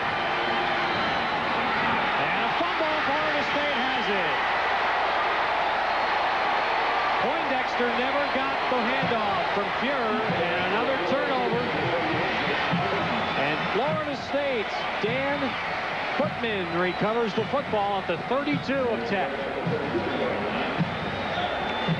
They tried to run that same play where they fake the toss and give to the fullback, but it's a different fullback. Poindexter doesn't look like he knew he was getting the ball on that play. Never really wrapped up the football.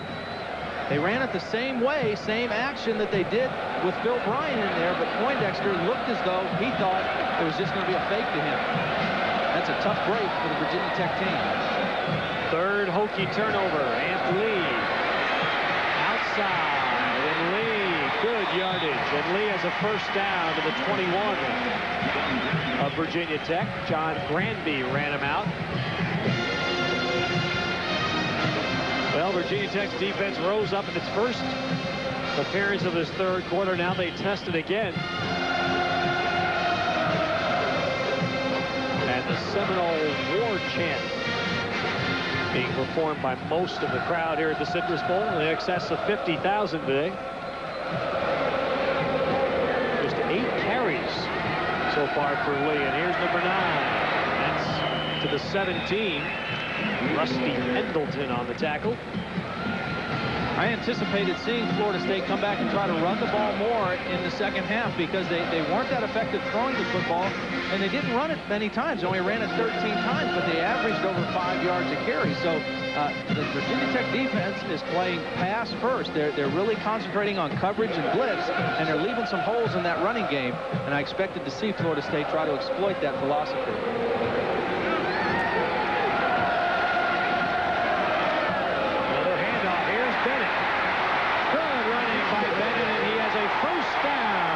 Inside the 10. Melendez-Bird tackles for Virginia Tech.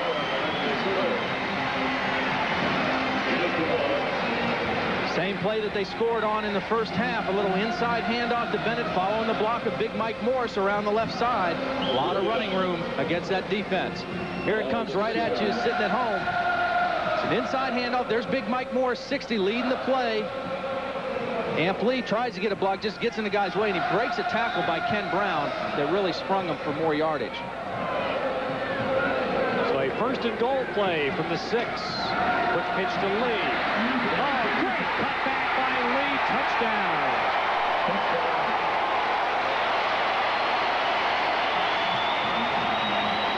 Amp Lee scores his 6th touchdown of the year, and Florida State now leading 26-14.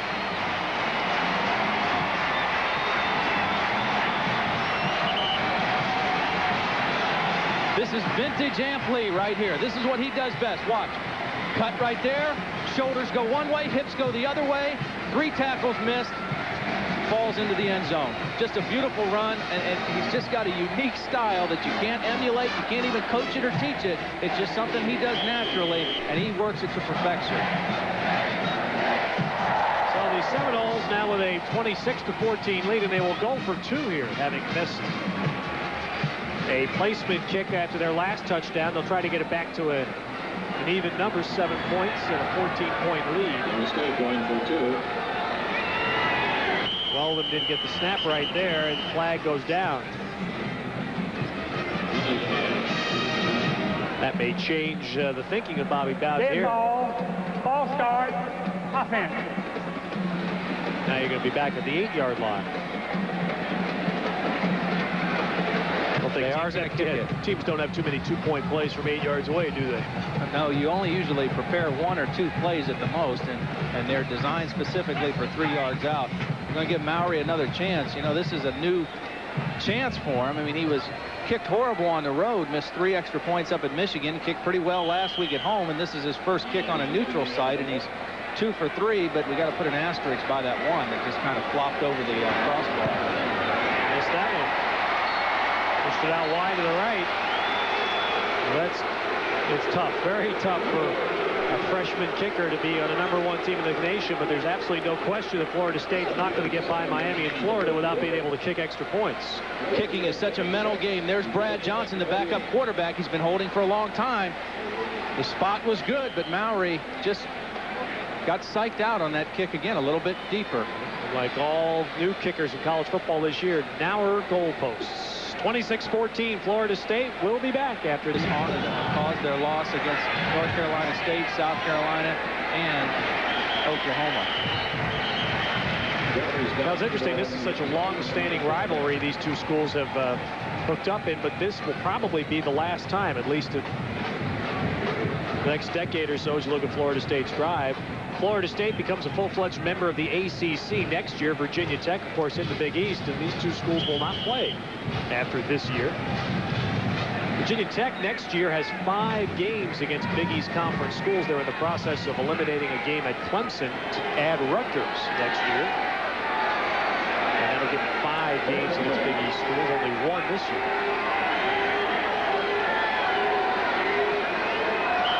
There's a jump by Cheney. The nose guard. Let's go down now to Harry Carson on the field. Harry?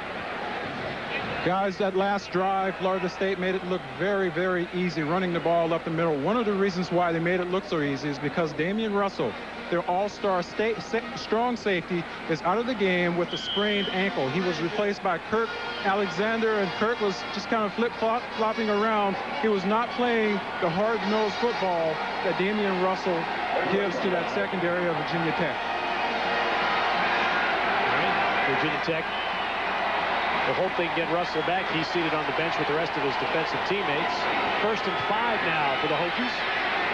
And Fuhrer hits Campbell, who falls backwards out of bounds with a first down at the 37-yard line. At the 37-yard line, first down by 44. They need him. Certainly do. We'll be anxious to hear the later report on that ankle. Looks as though he's sitting with his teammates, which would indicate that he is probably going to go back in the game. Didn't see any ice or anything. 26-14.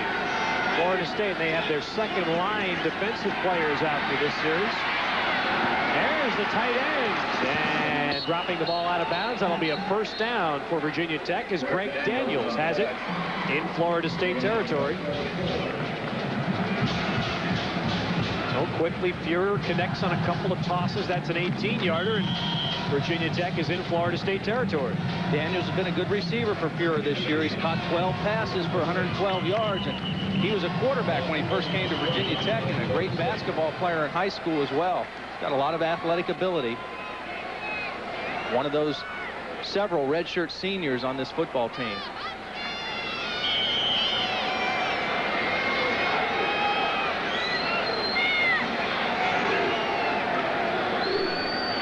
So Fuhrer quickly moving the ball to the 45 of Florida State, sending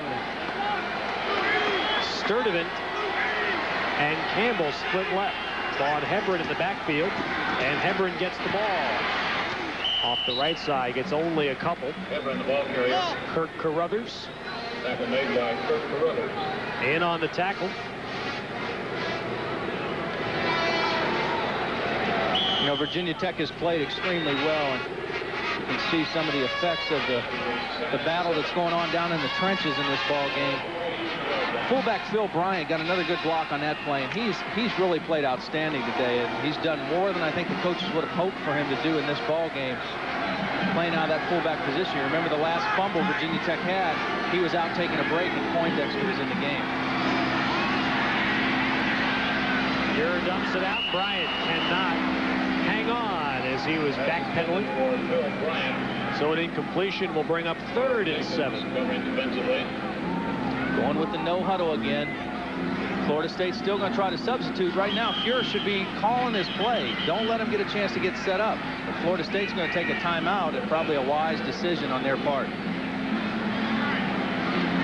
So a timeout taken by the Seminoles, as Virginia Tech, though, was not pouncing on that line of scrimmage. You said they were not up there ready to snap the ball. Virginia Tech didn't need the timeout, but they took it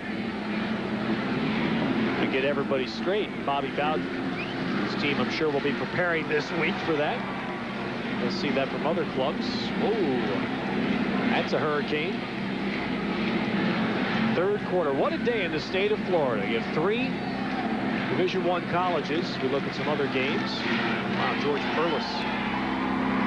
What a nightmare that is in East Lansing. But here at Todd, you have 3 Division I teams in the state of Florida in the top 10, and they're all playing in the state today and tonight. Florida will host Tennessee up in Gainesville tonight.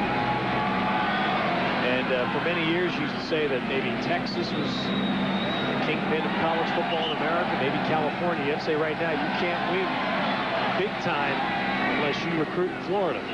They've just turned out so many players in the last 5 to 10 years, particularly skilled players. It's just outstanding. You look at all major college programs, they all got 4 or 5 kids out of the state of Florida.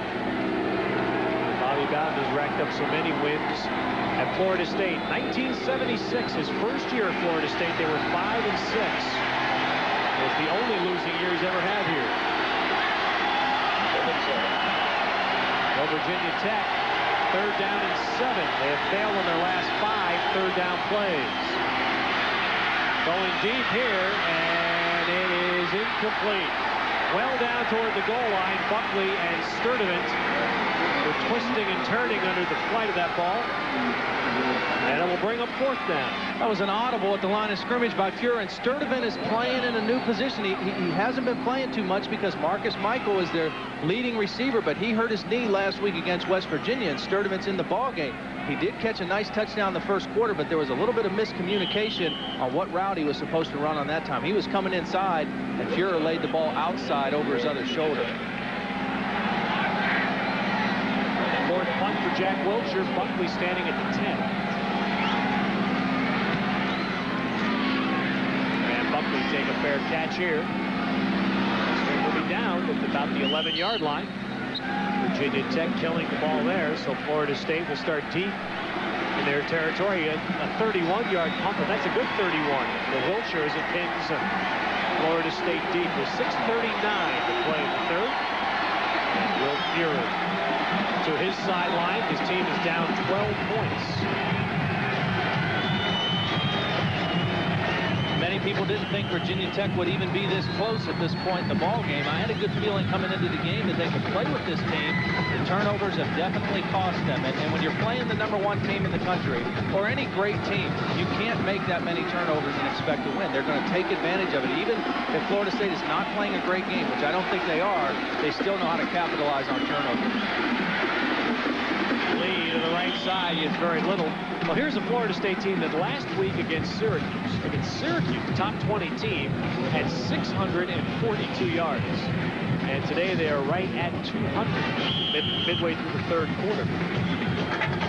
Virginia Tech has played good defense all year. They've only given up 17.6 points a ball game. It's an aggressive kind of defense, a defense that you're not used to seeing from a week-to-week basis. Very different than the Syracuse scheme that Florida State worked at last week. 2nd and 9, Weldon. They shovel out the tight end, and that play stopped shy of a 1st down as Warren Hart is brought down by Marcus McClung. And that'll be at the 18 for Florida State. We'll leave them 3rd down and 4. It was a completion for Florida State, but it was a great defensive play by Virginia Tech. They reacted to the bootleg. They stayed in their coverage, and they forced Weldon to go to the short receiver, the tight end. They didn't give up a big play, even though it looked like he had a lot of room out there on the outside. Damian Russell is back in the game for Virginia Tech on this series. He's playing center field right now on 3rd and 4. The Seminoles 18. Weldon to Shannon Baker, and that's a 1st down. 30-yard line. So Weldon completes the big 3rd down pass. You mentioned a hot quarterback, Todd. When you look at the 56% percentage on 3rd down plays, that's a remarkable number for a quarterback to carry around. Sure is, and he's got so many weapons that he can go to in those 3rd down situations. Both backs do a nice job, and in that play, Amp Lee, who's a great runner, did a nice job cutting down the outside defender, getting his hands down so Weldon could throw that out pattern. Reverse coming here. Nope, Lee keeps it. Baker reverse to Baker. And Lee back to the line. Another interesting point here, Todd. We thought Bobby Bowden would be utilizing many different skill position people today. There's a flag down here at the end of this play. One of Bowden's many gadget plays.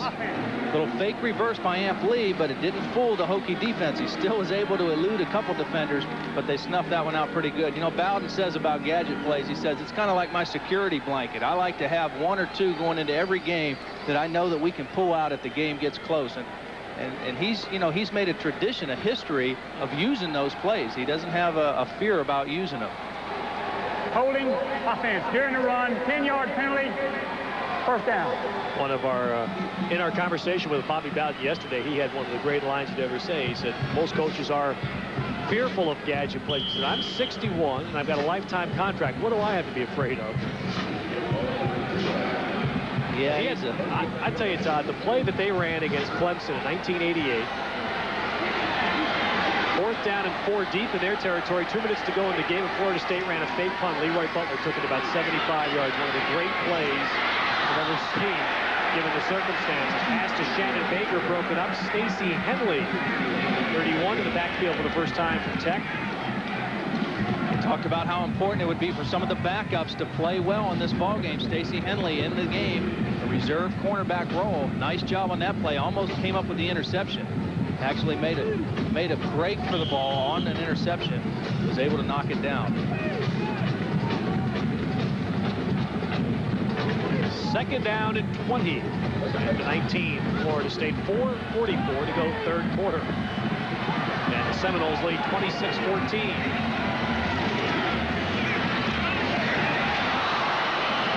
Kes McCorvey has that go off his fingertips at the 35. So the pinpoint accuracy that Weldon has shown this year has not quite been there today. Virginia Tech has done a nice job of breaking up his rhythm. You know, when you line up as a quarterback and see an 8-man front, you immediately anticipate man-to-man coverage. But they line up in that look, and then they all fly out of there and play zone. That time, Weldon was expecting man coverage. He got a zone, and he just didn't throw that ball on rhythm. That 9 for 22 today. 68% passer coming in. So it is 3rd and 20. Florida State at their 19. And that one is incomplete. Juggling Kevin Knox as he went out of bounds. No catch, and it will be 4th and 20. And the Hokie fans losing his cheer as Bobby Bowden's team stopped a holding penalty, hurting themselves. Lee and Bennett, I mentioned earlier, Lee and Bennett, I believe, have played every down from scrimmage in this game. We've not seen any of the other backs, and they've got some talented backs in Florida State. Sean Jackson played well last week against Syracuse. Scott Player, not a very good punt. And it's out at the 46 of Virginia Tech. So the Hokies will get good field position as they take over at 4:25 to play, 3rd quarter. As we saw another bad punt there and a couple missed extra points. Bobby Bowden told us yesterday, he says, if there's one area of our team that I'm disappointed with or don't think that we're playing at a championship caliber, it's our kicking game right now. And it hasn't really hurt us yet, but looking down the road with games later on their schedule against Miami and Florida, the kicking game has to be improved. Figure if they want to complete their mission, which is national championship, Miami, Florida, and then somebody in a bowl game, their kicking game will hurt them somewhat. The defense, though, outstanding. Tony Kennedy cannot even get out of his stance before there are white shirts all over. Great penetration by Reggie Freeman, number 97, an outside linebacker. Caused that play to be stopped in the backfield. He's had a very active year so far, 4 sacks, and he's caused 3 fumbles as well. And it looks like Virginia Tech is going to be forced to do nothing but throw. They just cannot run the football at all right now. Try again with a quick hit. And that gets about 3 to 4. Bill Bryant on the carry. It's going to leave the Hokies 3rd down and about 10.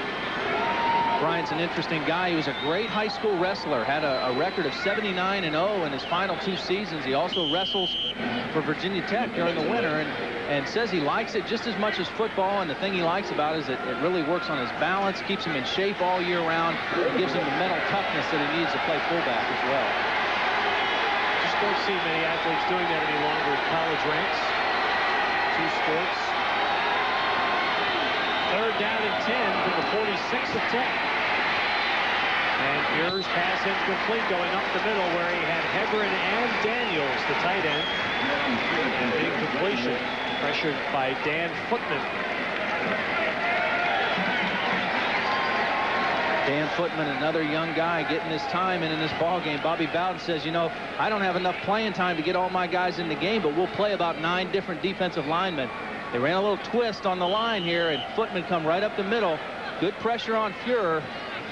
There's a little mix-up downfield. Hebron hasn't played for a couple weeks, and he and tight end Greg Daniels were kind of right in the same area. Wilshire hangs this punt up, and Buckley takes a fair catch, this time with plenty of room around him at the 18-yard line. 36-yard punt. Well, very slowly here in the third quarter, the Florida State defense has started to take over the game. They are frustrating Will Fuller. That was a great series by the Seminoles that time because Virginia Tech had excellent field position. They had stopped them down in their territory. They got the ball just on their side of the 50-yard line and weren't able to even make the first down.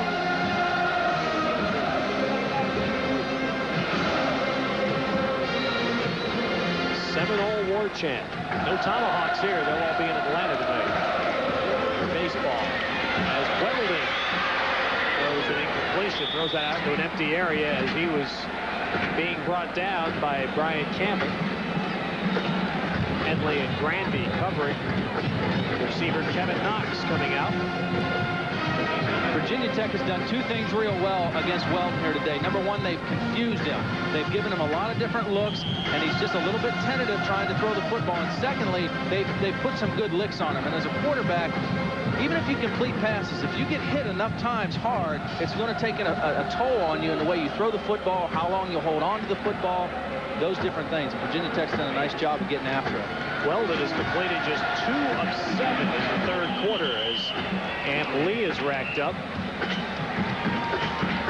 The only touchdown in this third quarter was Amp Lee's 6-yard run at 7:57 of the quarter. And it's a 26-14 Florida State lead with 2.5 minutes remaining in the third. Yards have been tougher to come by for both teams in the second half. More people don't have tendonitis here in Florida. Many people instead of doing that chant all game long. Weldon up top. Lays it up there for Knox. Beautiful grab. And Knox is out of bounds at the 20-yard line of Virginia Tech.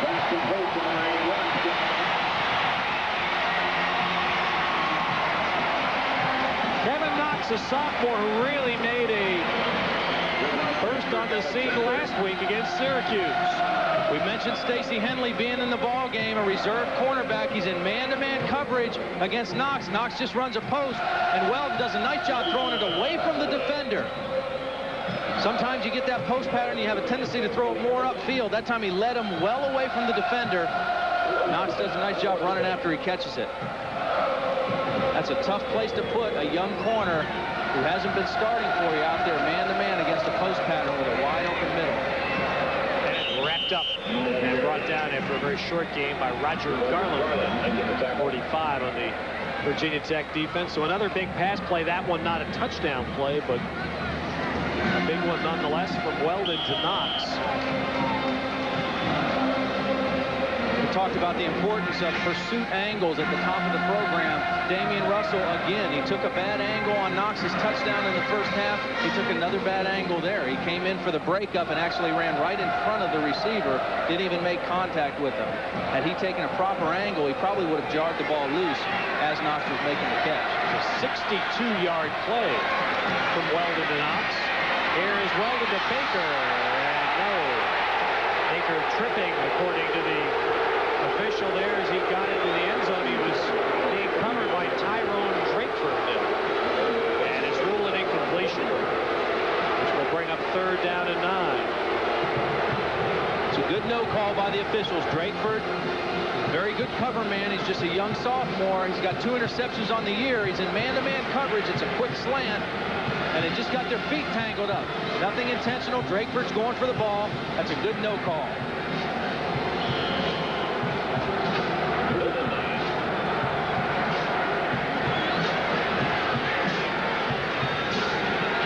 Casey Weldon wants an interference call as well. But the officials were right on that play. They made a good call. And it's 3rd down and 9 from the 19. Weldon to the far side. That's going to be shy of a first down. Pryor caught that, his first catch today. But he's going to be shy of the first down by 2 yards. Since Bobby Bowden has treated the field goal like a dinosaur this year, he's only tried 3 all year. I'm sure they'll go for it here on 4th and 2. needless to say, this could be the play of the ball game for Virginia Tech's defense right now. They trail by 12. They come up with a stop here. How many coaches you think would like to be like Bobby Bowden? Just don't even think about a field goal. Coaches usually don't like kickers. Bowden has enough talent to be able to pull this off. 4th and 2, and it's Ampli. No, it's Weldon. And Weldon is inside the 5. Great fake. And Weldon goes for the first down.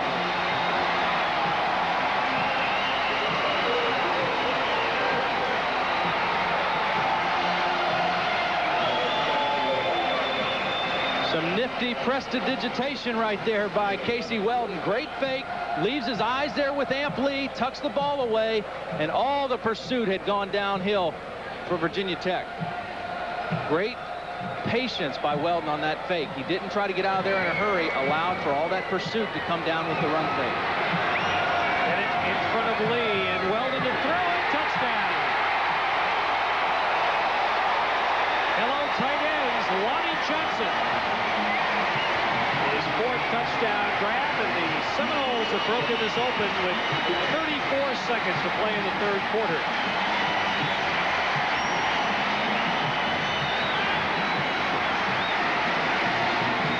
Bobby Bowden is such a creative play caller. They got 1st and goal. Another good fake by Weldon. Hides the ball, a little pop pass to the tight end. Virginia Tech obviously all bunched up around the line of scrimmage, expecting run on that 1st down play from the goal line. Now we're going to get Wimberly to try the extra point, and that is good. So the second kicker for Florida State, John Wimberly, kicks the extra point. And that 34 seconds to play in the 3rd quarter now ups the Seminole lead to 33-14.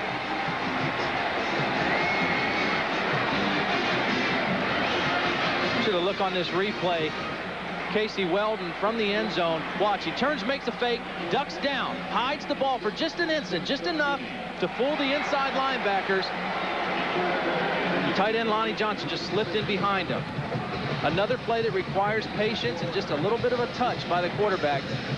Draw those inside linebackers. You saw Pendleton and Melendez-Bird come in on the run fake. That allowed the tight end to slip in right behind him. From the Citrus Bowl in Orlando, we head straight north next week, up to Boston, where the BC Eagles will host the West Virginia Mountaineers. Next Saturday, live at 12 noon. In fact, each Saturday for the rest of the season, our Big East Conference game of the week will feature conference games. And next week, we start that with West Virginia and BC at noon live next Saturday. Dan Mowry to kick it off.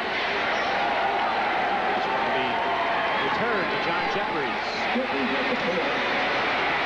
Jeffries for 20 and across before he's wrapped up. It'll be nice, I think, Todd, to see conference teams see the scoring drive for the Seminoles. Just 8 plays to go 82 yards. Starting next week to watch conference teams battle the rest of the season, to see the rivalries that will naturally develop. And I think everybody in the conference really eager to next year when there'll be a much fuller integration of Virginia Tech, for instance, which is playing just 1 Big East school this year, will play 5 next year. West Virginia and Virginia Tech has been a great rivalry through the years, but now with the being in the same conference, it just intensifies it all that much more. There's a 1st down pass from Will Fuhr to Antonio Freeman. Number 36, Ken Alexander. Freeman is a good young prospect at wide receiver. He's a redshirt freshman, and he was the Baltimore Sun's Offensive Player of the Year in high school. Went to Polytechnical High School in Baltimore, Maryland. Time ticking down here in the 3rd quarter.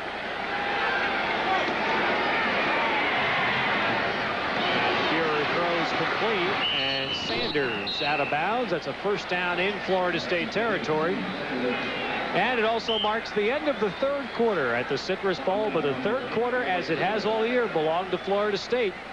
A 13-0 edge in the quarter, and they lead 33-14. We'll have 4th quarter action after these words from our local stations. But they knew they were facing a baton death march schedule early in the year.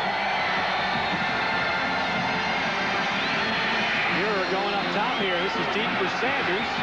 And incomplete as Buckley was back on the coverage in the end zone. Sanders pleads his case, but that will not be heard. And Florida State getting the offensive total up a little bit after 3. Turnovers. All 3 Virginia Tech turnovers turned into touchdowns by Florida State. Great job defensively for Virginia Tech, but the turnovers on offense and also the lack of rushing productivity from their tailback position. Really, the fullback has done a nice job, but they haven't got much from the tailback. Oh, Buckley went for one there, and the ball is caught for a first down.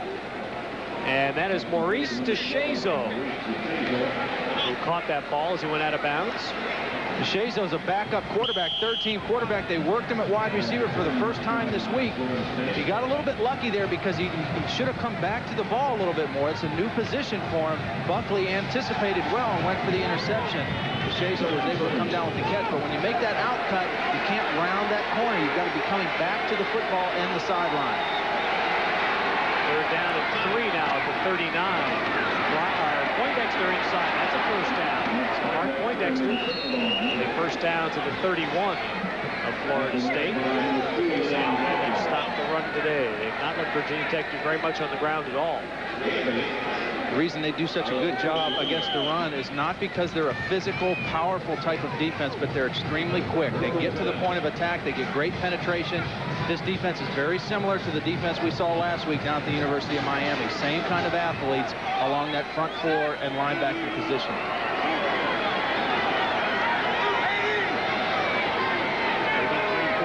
Florida State, Virginia Tech driving. Here's Vaughn Hebron cutting it back. Nice cutbacks, and Hebron has a first down inside the 20.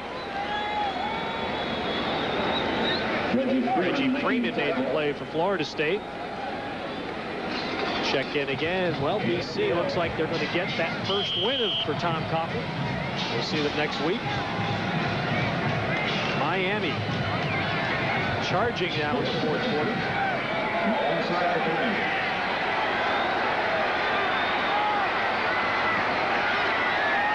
It's down at the 19 for Virginia Tech. Bill Bryant spun around. It's too early to look ahead, yet everybody does it. November the 16th, Florida State and Miami play. And then on November the 30th, Florida State and Florida play. Meanwhile, Rutgers now looking to go 5-1 as they lead Maine. And Notre Dame trying to stop Pittsburgh's unbeaten streak. Todd's upset special this week. A lot of time left.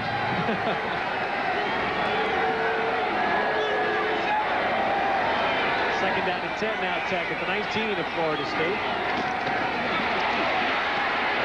Player Tony Kennedy wrapped up. There's Marvin Jones. We see him today without the helmet. Here's a young man, Marvin Jones, Todd. He's only halfway into his sophomore year, and you walk around, people say he's the best linebacker in college football. Bobby Bowden says he's the best linebacker I've ever had. Well, they're even talking about maybe Heisman next year for the best player in the country. You know, Marvin's it's a great story. His older brother Fred was a linebacker here from 83 to 86. And Marvin followed in his footsteps, and his older brother said, hey, I don't mind you following in my footsteps, just don't stop where mine ended. And Marvin is definitely not doing that. For receivers, well, a quick hit there to Daniels, and he's going to be racked up shy of a first down. Greg Daniels dropped at the 11. And Virginia Tech will have 4th down and short yardage. Steve Gilmer made the play for Florida State. Of course, will be going for it here. They'll need about 2. 4th down. 12 minutes remaining, and Frank Beamer now going to take a timeout. So a timeout taken by the Hokies as they are down 33-14 deep in Florida State territory, facing a 4th down play here early in the 4th quarter. And a play they need to convert on to stay in the game. We'll be back with that play from Orlando at the Citrus Bowl. For this first down on the ground. Bill Bryant in front of Tony Kennedy.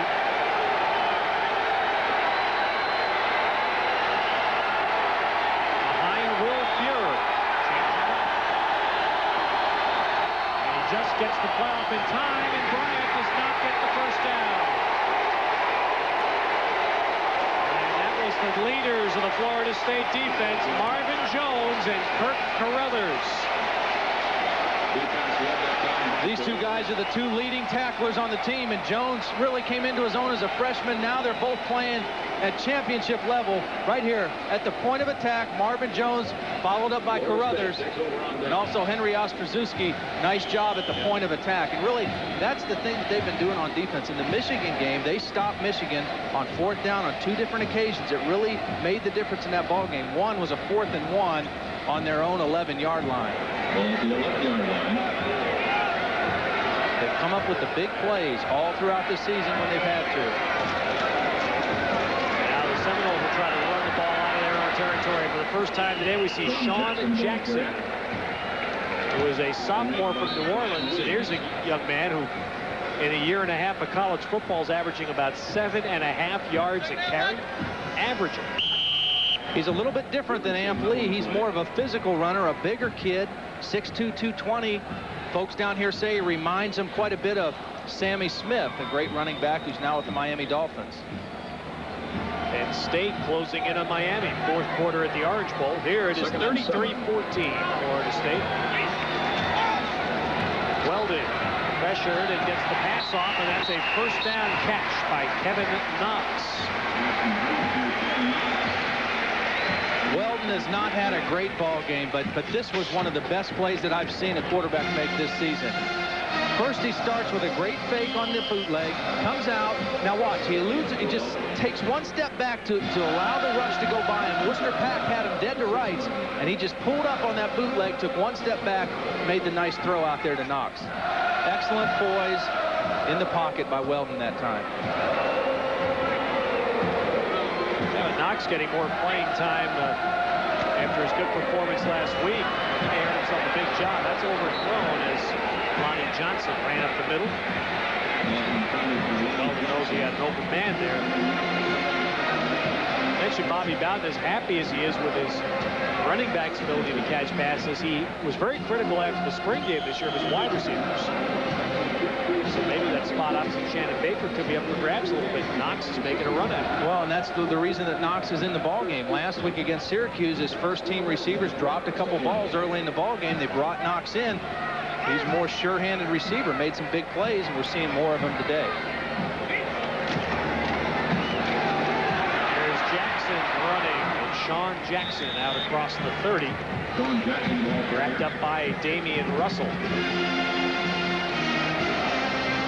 Well, Virginia Tech, if they do not rally here, will fall to 2-4. But the fun for their season is they go home. They play 4 consecutive games at Lane Stadium in Blacksburg, and you'd have to say that they are all very winnable games, and still a good chance for a winning season. And a season for them that can be topped off. The biggest game they play every year is their matchup with Virginia. This year that'll be in Charlottesville. There's another run that will not be a first down. Stopped shy of the 35. That is Paul Moore in his first appearance, senior from Miami. Replacing Edgar Bennett as the fullback. It stopped shy of the 4th down. That'll force Florida State into a punt situation. I guarantee you, whoever they play in the next 4 weeks at home, if they play defense like they did today, they'll be in every single ball game. They have just done a marvelous job containing this explosive offense. Yeah, there's 33 points on the board, but one of those touchdowns was by the defense, and another touchdown was caused right by a turnover. Scott Player drives a nice punt out. Driving Steve Sanders way back near his 10-yard line. And then the outstanding coverage on top. That's what speed will do for you. You can't outkick your coverage when you're as fast as they are. So Virginia Tech will start deep in their territory. 33-14. Florida State the lead here at the Citrus Bowl, and will continue after these words from our local station. So it's tough for the Virginia Tech fans, but it's a nice payday for the athletic department. It helps in these tougher times. Furer's pass incomplete. But they finally get to go home, and they will play, as we said, their next 4 in Blacksburg. And again, I think those are 4 very winnable games for Virginia Tech. And then they close out their game. They call that the most important game, the Virginia game, because it's recruiting. game. It's the bragging rights for the state. But I think starting next year, Todd, that West Virginia game, as you mentioned, will take on more importance with the conference rivalry. And next year, Miami visits Blacksburg. Fuhrer giving inside to Bryant. James Chaney makes the tackle for the Seminoles. I'm sure it's disappointing for the players not having this game, the opportunity to play at home in Blacksburg. I mean, the weather is one factor, but just having the opportunity to play on campus, and Blacksburg is not an easy place to travel to. That takes a lot out of a team trying to get into that place to just get ready to play a ball game. Quarterback numbers, Fuhrer's had a better percentage today, but one more important interception thrown by Fuhrer that has helped the Florida State cause. Going up top there, and there's a nice grab on the far side. A completion to Antonio Freeman, and a first down near midfield. Lavon Brown in the coverage. Boy, that was a nice grab by Freeman. Beamer said in his weekly press conference, he said that Antonio Freeman has a very quick first step. We've got to get him in the ball game more. Fuhrer does a nice job under incredible duress right here by Dinkins. Stays in there, gets the throw off. Nice presence on the sideline there by Antonio Freeman. That's natural instinct there for a redshirt freshman. Knows where that sideline is, gets those feet in. First down now, just shy of midfield. And Fuhrer throws an incompletion as that ball was tipped by an on-rushing Lavon Brown from the Florida State defense. Just shy of 59,000 on hand at the Citrus Bowl.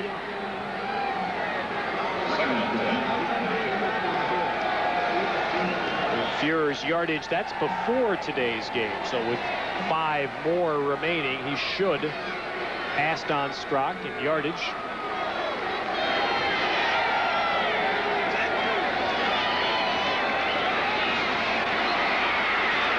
Going deep here for Sanders. And Sanders has it. Nice grab. First down inside the 10. And that chalks up another 50 yards onto Fuhrer's career numbers. Good pressure again on Fuhrer. He gets outside the rush a little bit, changes his place where he's throwing from, gets hit tremendously after he throws it, but he makes a nice throw out here to Sanders. Good adjustment to the ball. And the free safety is a backup free safety coming in on that play. A little late getting there. They ran an out and up, and he just turned the cornerback around. Again, these are the backup secondary people for Florida State, but it's a great route by Sanders. Gets him down in scoring position. Henry got spun around there. Hand off to Kennedy. He is going to be stacked up. See, it seems to me, Todd, especially in the second half, that Virginia Tech's running plays have gone side to side. They haven't been able to go forward. No, they're not getting that same push as they were earlier in the game. They, you know, when they were hitting the fullback up in there quick, they were getting a little bit of push at the line of scrimmage. And this heat is obviously wearing down a little bit on this offensive line. They haven't been able to play as many guys as they may have liked to because the game got out of reach a little bit for them. But you can't run side to side against this football team. They're just too fast. You have to be able to run north and south, get bodies in front of you. Fuhrer rolling to the middle, and that one is caught by Freeman, and he is out just shy of the goal line. Buckley spinning Antonio Freeman out just shy.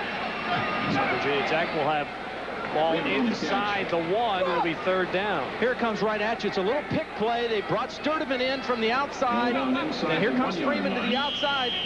I think he may even got in on this touchdown. Look, he tries to stretch the ball over the goal line. It looks like that ball crossed the goal line before he went out of bounds. It was a great effort by Freeman to try to stick it in the end zone. Here's the play, 3rd and inches. Bryant, oh, yes, he did. Bryant got in. Touchdown, Virginia Tech.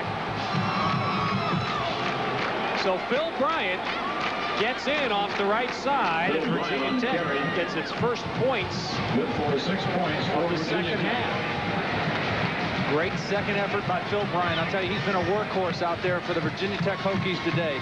He was stopped at the point of attack, never stopped moving his feet. Watch him here. Great second effort. This play is stopped. Here comes Marvin Jones over the top, right over top of him. He just keeps churning those legs and drags Levon Brown, number 31, into the end zone with him. Now, as Virginia Tech was breaking to the line, the official stopped play. And we have a timeout taken by Florida State here because Virginia Tech is going to go for 2 after the touchdown, and Florida State, perhaps caught unawares of that, takes a timeout on defense. That's the second one they've used here in the second half. You know, a lot of times when you do a ball game, unless there's just a dramatic play right in front of you, you don't get to talk too much about offensive linemen. But one of the offensive linemen for Virginia Tech, Eugene Chung, the starting tackle that plays on the split side, is just an outstanding offensive lineman. Let's see on this touchdown. I think he was playing on the other side on this one, but here comes Phil Bryant again. Marvin Jones right over top of him. There he is leading the play. It is Eugene Chung, number 69. He's a big guy, 292 pounds, great athlete. There he is right there. You know, Eugene Chung's key to being a great offensive lineman has been he's a judo brown belt. And that's not uncommon. No, it isn't. Amongst football linemen. A lot of pro football linemen take judo or karate in the offseason because it helps their coordination and their balance and their mental focus. And Eugene Chung is very talented at that sport as well as football. And he's projected right now as probably the #1 draftable offensive lineman coming out of college this year. Yeah, it's a name that football fans who may not hear it during the college season will learn a lot more about him in March and April when the draft studies become more intense. It's amazing to see an athlete like that, 6'5", 292, but he can run a 4.9 40, and he has a vertical leap of over 30 inches. All right, here's Virginia Tech's 2-point play here at 7:22 to play in the game. Oh, blitz on Fuhrer, and he's knocked down. Howard Dinkins, blindside, Fuhrer never saw him. And Florida State stops the 2-point play.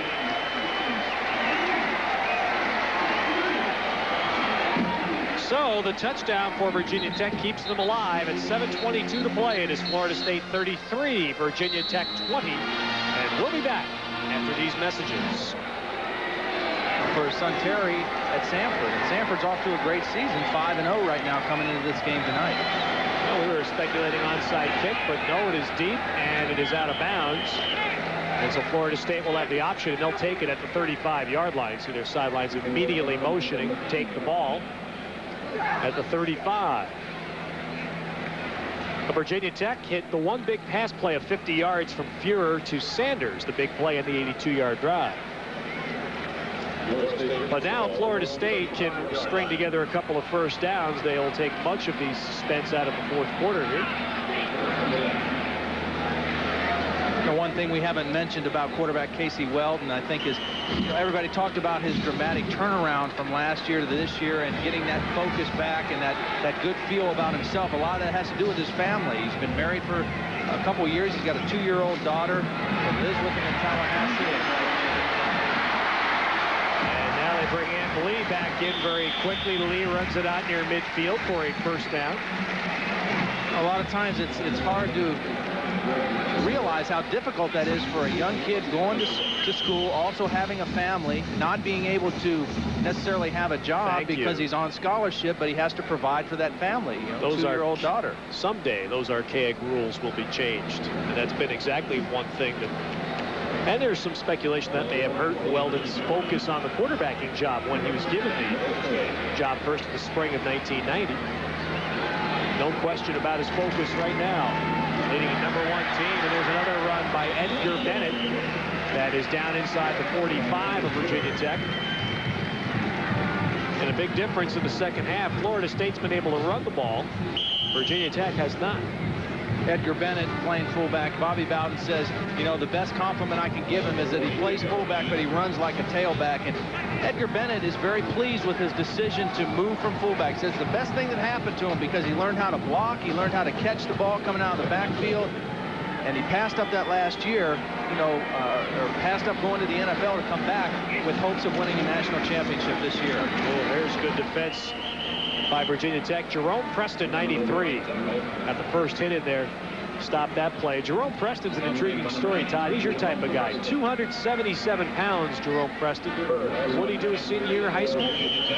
Played quarterback. Could you imagine him running the option down the line? I'm not sure if he was quite that big, but he's a great athlete. He was also a great basketball player. His high school team won 3 consecutive state championships out of Martinsville, Virginia. 5.5 minutes and counting. And a 3rd down play for Florida State. Weldon flipping it out here to the near side, and it's incomplete. Virginia Tech had that one covered up. Booster Pack was covering Edgar Bennett. And that will leave now Florida State with a 4th and 2 at the 43 of Virginia Tech. And Bobby Bowden times could have sent his punt team out. But you better watch out, your Virginia Tech. Bobby hasn't done anything real dangerous yet today. No, that would probably be a record because I don't think they did anything last week either. 2 weeks in a row without a gadget play. Goes into the end zone. So Virginia Tech will get the ball back. And Florida State burned off not even 2 minutes. Well, just a little bit more than 2 minutes on that possession. And Will Fuhrer will come back out there for the first down from the 20. Now, I asked Will Fuhrer this yesterday. I want to hear your answer, Todd, as a quarterback. I asked Will Fuhrer if he ever felt that he was discouraged, held back, slowed down in his development by being left-handed. What would you guess the answer would be? I think it's probably been difficult for him at times. I think it's an advantage on one hand because it's a different look for the defense, particularly with play action. But he said one thing. He said it's hard for the coaches to tell me how to do something because they try to demonstrate and I do it exactly backwards as the way they do. Going deep here, and that was intercepted by Buckley. And a little showmanship. And another big return in Buckley. And you can see a couple of Virginia Tech players, while they held him up, let him get hit another time or two. Not appreciative of Buckley's strut as he intercepted that ball and brings it back down near the 40-yard line. But Florida State gets it right back on the 3rd interception of the game, the 2nd by Buckley. Fuhrer just kind of threw this one up for grabs a little bit. The ball was in the air so long that Buckley had time to really adjust and find the football. Actually had a better chance of catching it than DeShazo did. And again, that's a quarterback playing wide receiver. When you get in that situation and it looks like it's going to be intercepted, you got to immediately turn from a wide receiver to a defensive back and knock that ball away. Well, Terrell Buckley with that interception is now tied for 1st on the all-time Florida State career list for interceptions. He's had 2 in this game. And there was a penalty on Florida State on the run back, a holding penalty, which moves the ball back into their territory at the 33-yard line. Just over 5 minutes remaining. And you got the Seminoles now just hoping they can string together some first downs and keep the clock moving.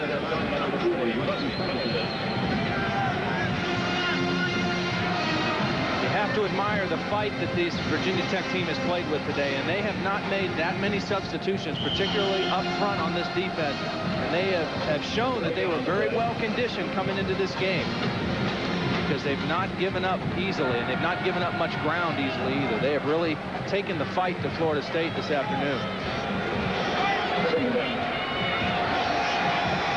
4:20 remaining, 2nd down at 9 for Florida State. They'll give to Ant Lee, turning up the outside, and another first down run. Well, Ant Lee, on just his 15th carry of the game, has gone over 100 yards for the 4th time this year, and the 7th time in his career. Just quietly gets it done. You know, you don't see him do anything spectacular, but he just keeps making yardage, making yardage. He's a phenomenal back. Interesting on that number you saw there, Virginia Tech with 380 yards today. That's, again, something they should be proud of because that's 150 more than the Florida State average allowed this year.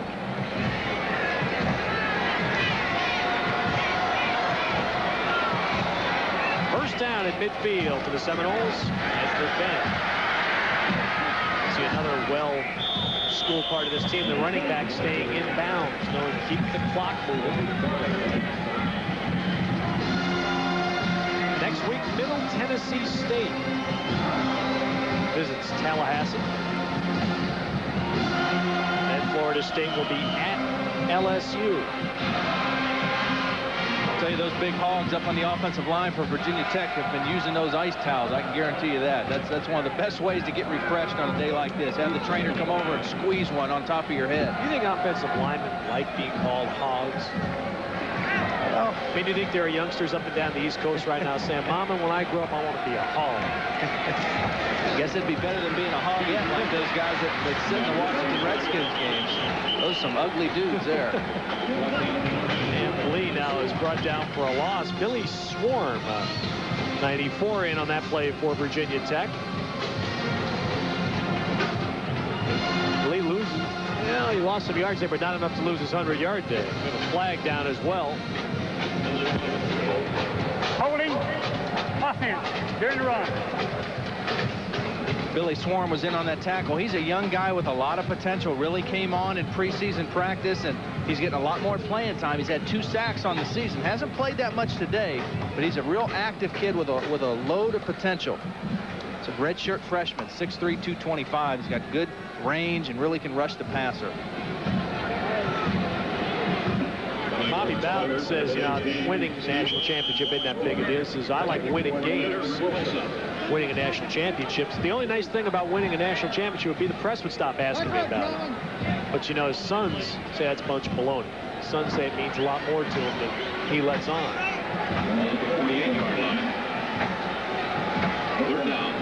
2.5 minutes remaining here at the Citrus Bowl. Florida State looking to make it 12 straight over 2 years.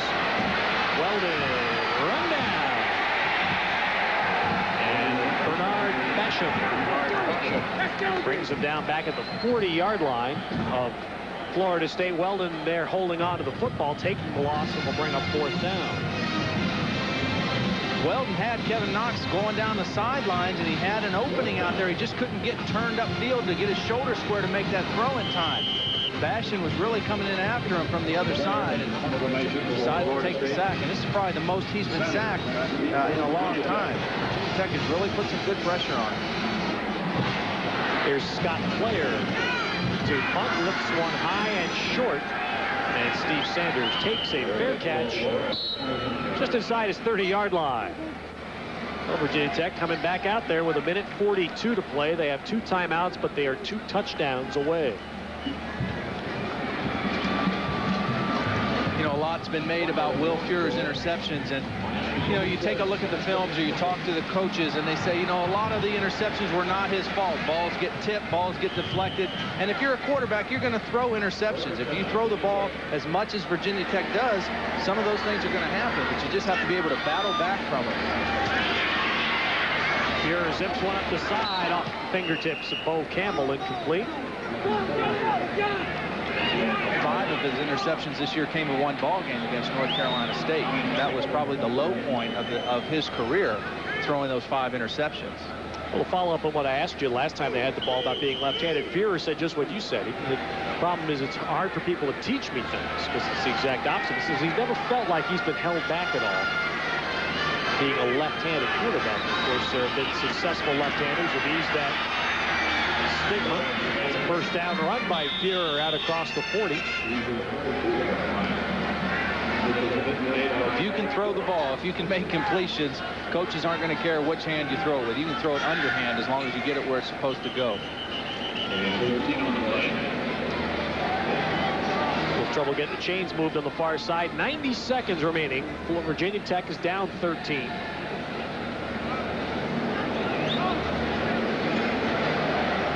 Gentlemen on the far side. The gang getting themselves straightened out.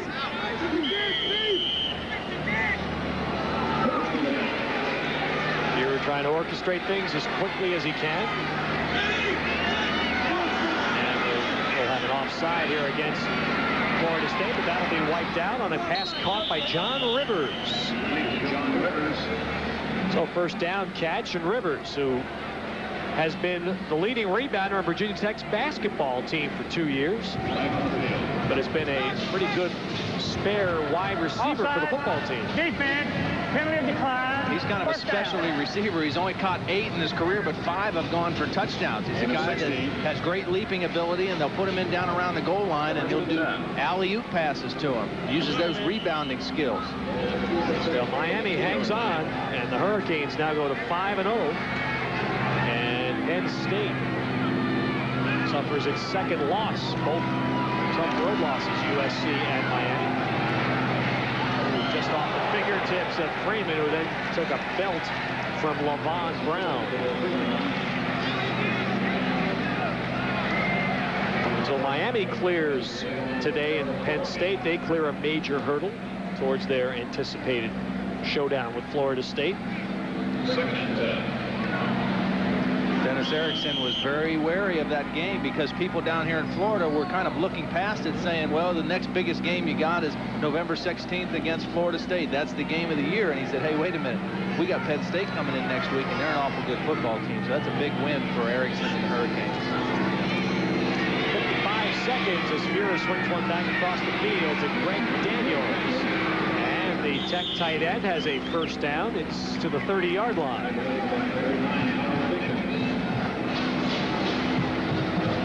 Again, they stop the clock for the chain move. The statistical battle, again, is going to be won by Virginia Tech today as far as yardage goes. A big passing day, especially over 300 yards of passing now for Fuhrer. A little solace for Virginia Tech as that ball is caught, and then an immediate tackle shy of a first down. Errol McCorvey tackling Mike Hodges, who caught that ball. And with the clock moving, Fuhrer, now it is stopped. With 30 seconds, Virginia Tech taking a timeout. 30 seconds remaining as you see Fuhrer coming over with a 324-yard passing day. But two of the three interceptions were costly. Yep, they sure were. And everything else, I mean, high percentage of completions, a lot of yards, but 3 interceptions against the #1 ranked team in the country. Well, our Infinity player of the game today, very quietly, but Amp Lee wound up with a 100-yard game. He wasn't used extensively until the second half. Here's the touchdown that Lee scored in the third quarter. It's the kind of play that just pictures what Amp Lee is at his best. Shifty and elusive. Gives you a hip, takes it away, gives you a shoulder, dips it away. Finds his way to the end zone.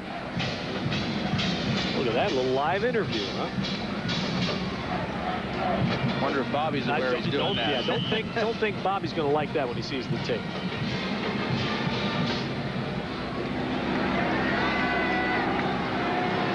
So 30 seconds to play now, and Tech puts it in play from the 25-yard line of Florida State. Second down and 5.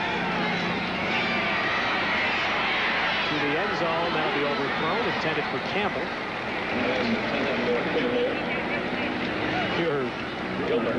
Imagine getting out of bed tomorrow morning is not going to be a sprightly operation for Will Fuhrer. No, it'll be a tough one. It'll be a tough plane ride home for him as well.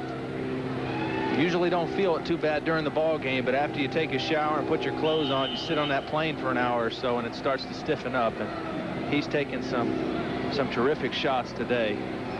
The thing about the hits that Florida State puts on you is usually these guys are coming at full speed, and they have such explosiveness when they get there that they can really inflict some damage. Third down and 5. Big pressure. And Fuhrer dumps that out, but a big loss on the play as the ball is caught by Mike Hodges, and he is wrapped up for a big loss. At 14 seconds remaining, and Virginia Tech now takes its final timeout.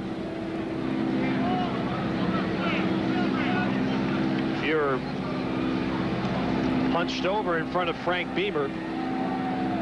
I think that his gas tank is on fumes right now. Just numbers for Bobby Bowden. There's no artistic score given to this game, is there? No, there really it's just a win, and he'll chalk it up like that, but that's the way it has to be. Well, next week, join us from Boston College, West Virginia, and the Eagles of BC. We'll see you live at noon next Saturday right here on the Big East Television Network.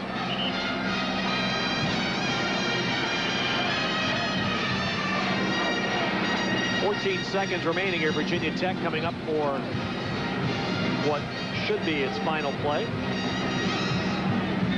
4th down and 11 at the 31-yard line.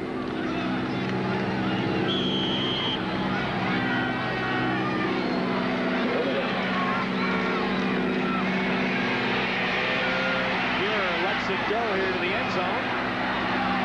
And it is broken up. Batted down, incomplete. And Buehrer really got smacked again. Wow.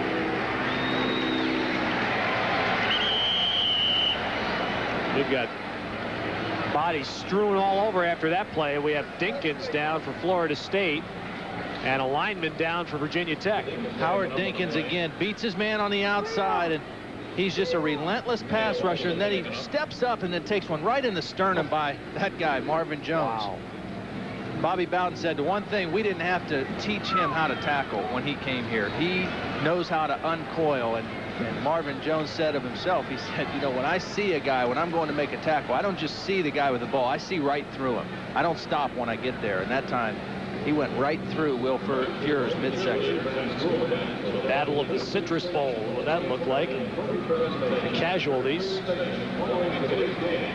for Virginia Tech, rising as Mark Verneal, and it's Dinkins who's still down for Florida State. Seminoles, all they need to do is snap the ball one more time from center to end it.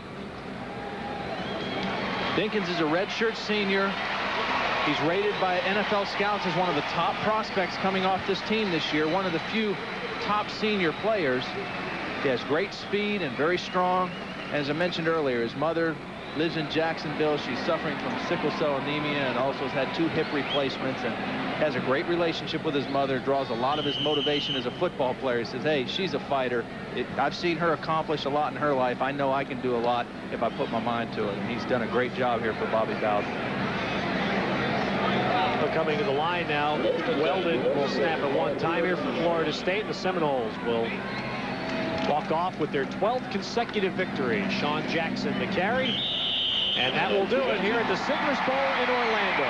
Florida State, the #1 team in the nation, goes to 6-0. The final score, Florida State 33, Virginia Tech 20. For Todd Blackledge and Harry Carson, this is Ted Robinson saying so long. The proceeding has been a Big East Conference Television Network production.